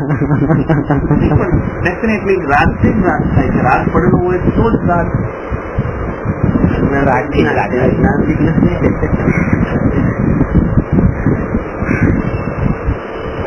ભગવાન વિતરાગી નથી, વિતરાગ મૂર્તિ આવી છે, મૂર્તિ આવી છે, મૂર્તિ આવી છે, રાગ થઈ જાય છે. રાગ, અરે તમારામાં રાગ પડ્યો છે એટલે તમને રાગ થાય છે. વિતરાગતા હોય ને વિતરાગતા થાય છે. તો એનો મતલબ એ કે હવે ગમે એમ રાખો, કે એમ નહીં, અત્યારે તો દશા નથી એવી આવી એટલે હવે એની જરૂર છે. જે વિતરાગી હોય, દશા એવી આવી ગયા પછી વાંધો નથી, પછી તો દર્શન કરવાની જરૂર નથી. ત્યાં તો એટલે તો હમણાં જે આપણે સારો લઈએ છીએ, પ્રશસ્ત રાગનો સારો લઈ શકીએ. પ્રશસ્ત રાગનો પણ સહારો એને એ છોડવા જેવો છે, દંડા જેવો. તારો ખબર હોવી જોઈએ, એ સાધન ખબર હોવી જોઈએ, સાધ્ય નથી. એ દંડો છે ખાલી. ભાઈ શરીરથી નબળાઈ છે એટલે ચાલુ પડે. વિચાર થશે આ દંડો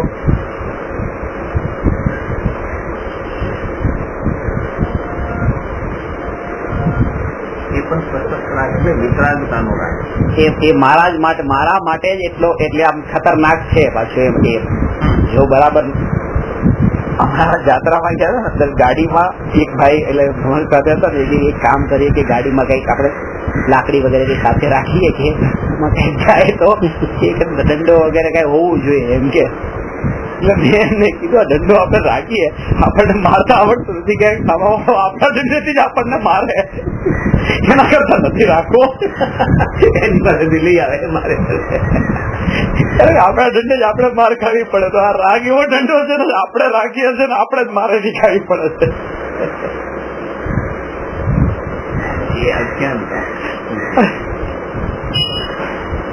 પ્રશસ્ત રાગ કરી કરીને આપણે એમાં ઉપાધિ માનવા લાગીએ. પણ હમણાંની દશા એવી છે એને જ્ઞાન હોવું જોઈએ, રાગનું પણ જ્ઞાન હોવું જોઈએ, રાગનું જ્ઞાન હોવું જોઈએ કે આ રાગ છે. બે વચ્ચે બહુ મોટું અંતર છે કે રાગ જે આવે છે, રાગ હંમેશા પરના લક્ષ્ય જ થાય, ત્યારે સ્વના લક્ષ્ય રાગ ન થાય. એનું મેઇન કારણ એ પર છે, એટલા માટે રાગ ને પ્રભાવ કીધો છે અને જ્ઞાન ને સ્વભાવ કીધો છે. સ્વના લક્ષ્ય તો જ્ઞાન જ થાય, જ્ઞાન જ થાય.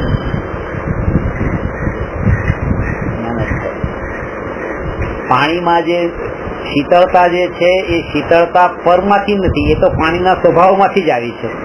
હા, એમાં લીલ જે જામી ગઈ છે એ પરથી આવી છે.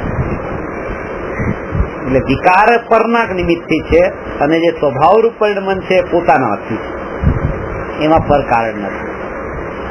પાણીને ઠંડુ કરવું હોય મૂકી દો તો ઓટોમેટિક થઈ જાય, એનાથી કરવાની જરૂર રહેતી નથી. એવી રીતે સ્વભાવ છે આપણો આત્મામાં લીન થવાનો છે.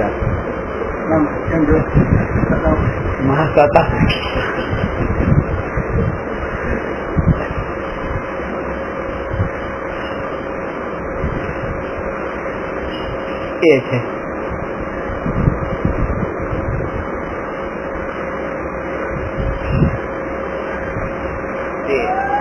રાગ પરના લક્ષ્ય જ થાય છે અને જ્ઞાન સ્વના કારણે થાય છે. આપણી નબળાઈના કારણે રાગ થાય છે, પરના કારણે કેમ કીધું? એને પણ પોતાનું કારણ કેવું જોઈએ.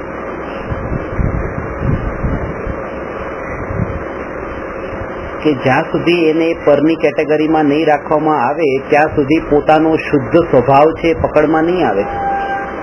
એ રાગ પણ મારું કઈક સ્વરૂપ છે એવું એને લાગશે તો એ શુદ્ધ દ્રવ્યનો જે આશ્રય લેવાનો છે નહીં લઈ શકે. એટલે એને તો પૂરેપૂરો પરની કેટેગરીમાં પરના લક્ષ્ય થાય છે. તેથી એ વિભાવ છે. અને સામે જ્ઞેય છે, કોઈને કોઈ જે જ્ઞેયને જાણે છે ત્યારે જ્ઞેય તો સામે હોય જ છે. એ સમયે જ્ઞાન પર્યાયમાં જ્ઞેય જણાય છે, જ્ઞેય વગરનું તો જ્ઞાન હોતું નથી. તેમ છતાં પણ જ્ઞેયના કારણે જ્ઞાન છે એમ ન કીધું ને જ્ઞાનના કારણે જ્ઞાન કીધું, કારણ કે પોતાના સ્વભાવને બતાવે છે, સ્વભાવ તરફ લઈ જાય છે. અને રાગને પોતાનો કહેતા એ સ્વભાવમાંથી બહાર લઈ જાય છે.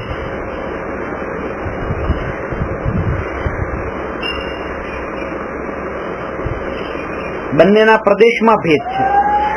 જ્ઞાનના પ્રદેશ અહીંયા શરીર છે ને અહીંયા આત્મા છે. એક બાજુ તમે એમ ભણ્યા છો કે બંને વચ્ચે એક ક્ષેત્રાવકાશ સંબંધ છે કે જે ક્ષેત્ર ઉપર આ કપડા જે ક્ષેત્ર ઉપર છે ત્યાં આત્મા નથી. આત્માનું ક્ષેત્ર અને કપડાનું ક્ષેત્ર જુદું. પણ એ તો ભણ્યા કે આ શરીરનું ક્ષેત્ર અને આત્માનું ક્ષેત્ર એક જ છે. પણ અહીંયા હવે અધ્યાત્મમાં રાગનું ક્ષેત્ર ને આત્માનું ક્ષેત્ર એક નથી. જ્ઞાનનું ક્ષેત્ર ને રાગનું ક્ષેત્ર એક નથી, અલગ અલગ છે. આટલી સૂક્ષ્મતા છે.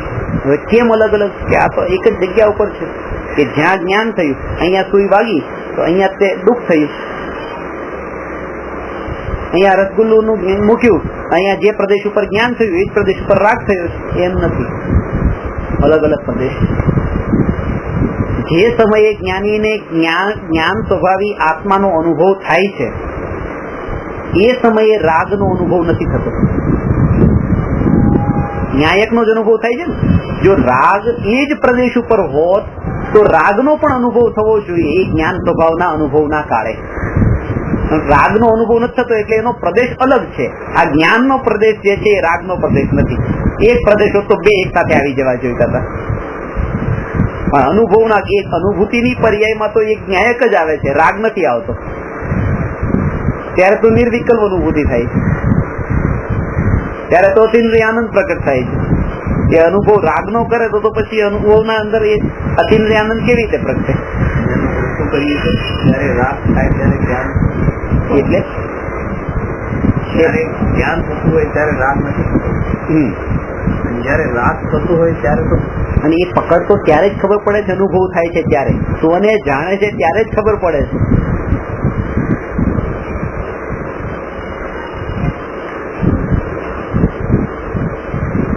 અને જેમ એ રાગ થવાથી કર્મ બંધન કીધું તો ત્યાં જ જ્ઞાનના પ્રદેશો છે. રિવર્સ, જે રાગના કારણે કર્મ બંધન થાય છે તો એ જ પ્રદેશ ઉપર જો જ્ઞાન છે તો પછી એ જ્ઞાન પણ એનું કારણ બનવું જોઈએ. એક સાથે છે ને, પણ એ કારણ નથી બનતું એટલે એનાથી જુદું છે જ્ઞાન. એકલો રાગ જ કારણ બને છે તો રાગના પ્રદેશ જુદા છે, કારણ કે એક કારણ બે એક સાથે હોય તો બંને એક સાથે કારણભૂત થવા જોઈએ. જેમાં એક ક્ષેત્ર ઉપર છે તો આ હાથ જાય છે ત્યાં આત્મા પણ જાય છે એમ છે. તો એવી રીતે રાગ જેમ કારણ બને છે તો ત્યાં જ્ઞાન પણ કારણ બનવું જોઈએ. પણ જ્ઞાનને તો કારણ કીધું નહીં બંધનું, રાગ જ બંધનું કારણ છે, કારણ કે રાગ વસ્તુ જ અલગ છે, એના પ્રદેશ અલગ છે. એક ક્ષેત્ર વગર સંબંધ. હા, એમ રાગના પ્રદેશ ને આત્મા પ્રદેશ એક ક્ષેત્ર વગર. એ જ અહીંયા તો શરીર અને આત્માને પણ એક ક્ષેત્રાવગા સંબંધ છે. અહીંયા આત્મા શરીરની વાત કરું, રાગ આત્માની નહીં. શરીર અને આત્માને પણ એક ક્ષેત્રાવગા સંબંધ છે.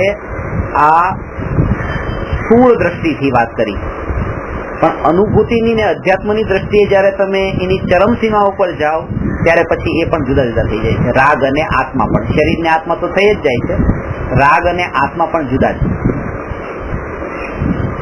બધેમાં અપેક્ષા લાગશે કે આ અપેક્ષા એ છે, આ અપેક્ષા એ છે, એ નથી બોલતું.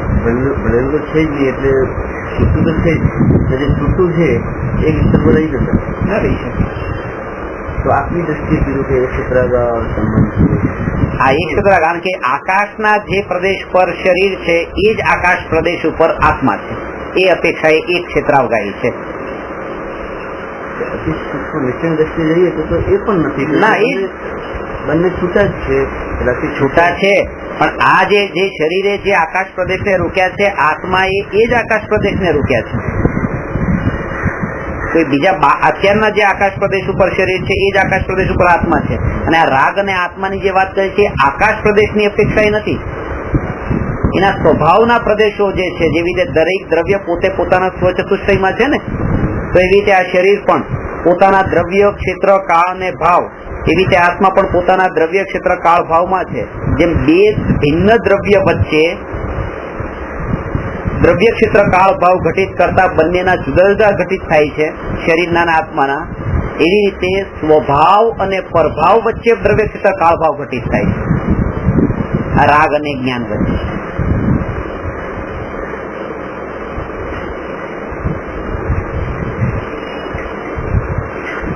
ત્યાં તો સ્વ દ્રવ્ય, સ્વ ક્ષેત્ર, સ્વકાળ ને સ્વભાવ એ ચાર નો સમૂહ સ્વચતુષ્ટયની અનુભૂતિ છે. તો ત્યાં રાગ જે છે સ્વચતુષ્ટયની એ સ્વ ક્ષેત્રની કેટેગરીમાં આવતો હોય તો એ પણ આત્માનું એક અંગ બની જાય. એ ન્યાયકની કેટેગરીમાં આવી જવું જોઈએ, પણ નથી આવતું. સીધી વાત છે, કેવળ જ્ઞાનની પર્યાય જો એ અહીંયા ન આવતી હોય તો રાગની પર્યાય કેવી રીતે આવી શકે ન્યાયકમાં? પર્યાય છે ને.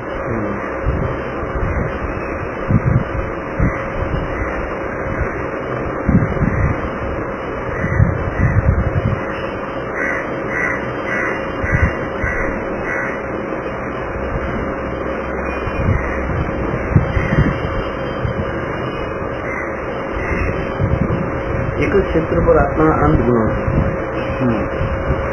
એક જ ક્ષેત્ર પર અનંત ગુણો છે. ચાર રાગ છે ને ત્યાં ત્યાં રાગ છે એ અરે રાગ જે છે એ પાછી પર્યાય એ ચારિત્ર ગુણની જ છે. એવું થોડું છે કે ચારિત્ર ગુણ અહીંયા હોય એની પર્યાય બીજે હોય. એ ચારિત્ર ગુણની પર્યાય જ રાગ છે. પણ અહીંયા પર્યાય થી દ્રવ્યનું ભેદ જ્ઞાન કરાવે છે.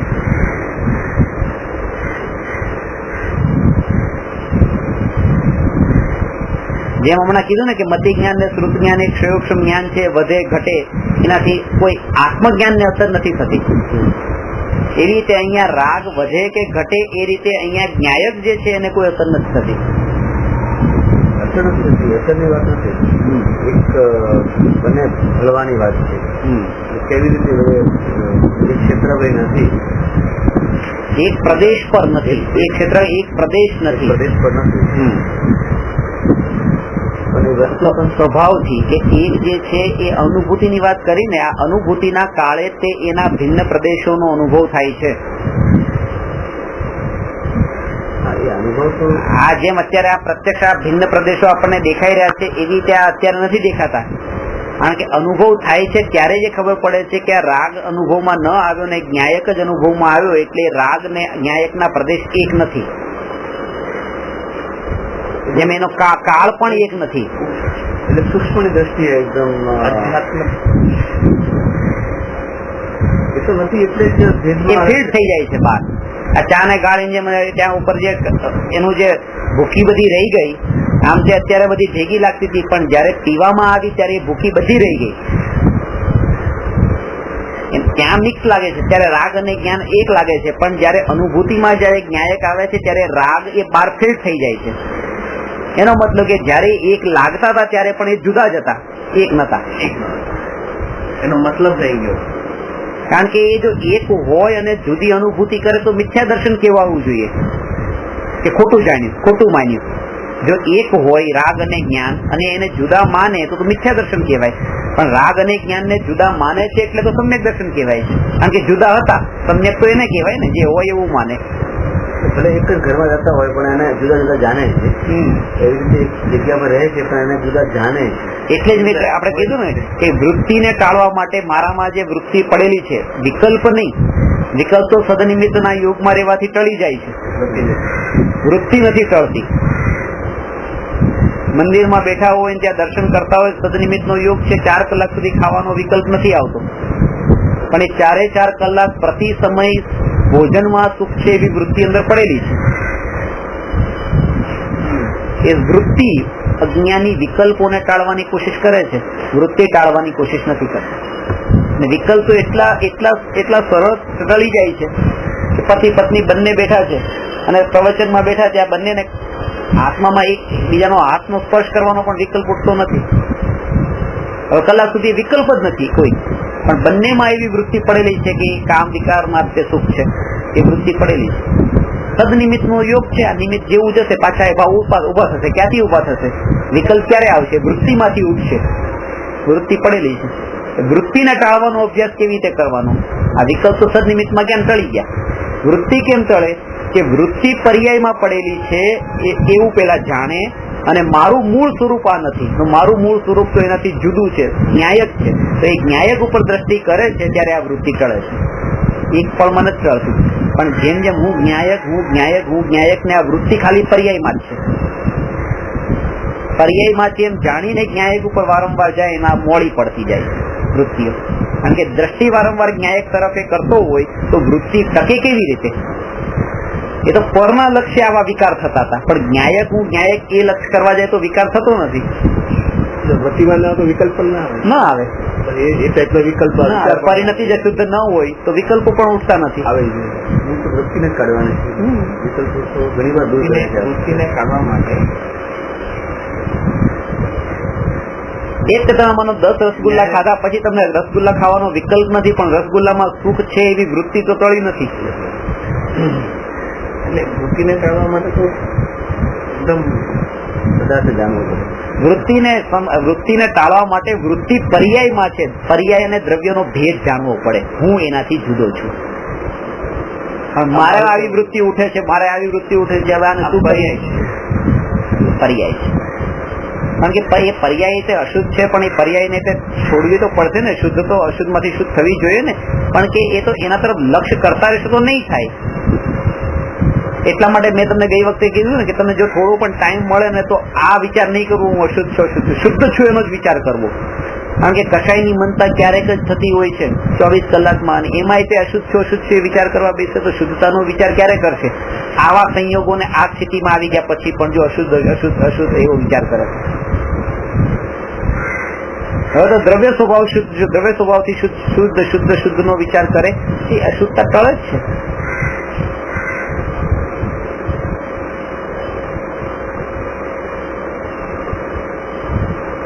નથી ટળતી એવું જો કોઈને લાગે તો હજી શુદ્ધ જે સ્વરૂપ છે એ ત્યાં સુધી બરાબર નથી પહોંચ્યો. એ આ પ્રોસેસ ખોટી છે એમ નહીં, આ વિધિ ખોટી છે એમ નહીં, એ પોતાની ભૂલ છે કે હજી એ શુદ્ધતાને હજી બરાબર સમજ્યો નથી. કઈ શુદ્ધતાની વાત કરી રહ્યા છે? કારણ કે એ શુદ્ધતાથી તો પર્યાયની અશુદ્ધતા ટળે જ છે.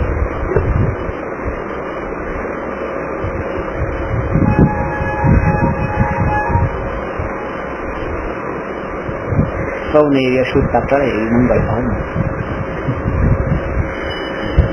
નમો અરહંતાણમ નમો સિદ્ધાણમ નમો આયરિયાણમ નમો ઉવજ્જાયાણમ નમો લોએ સવસાહુ.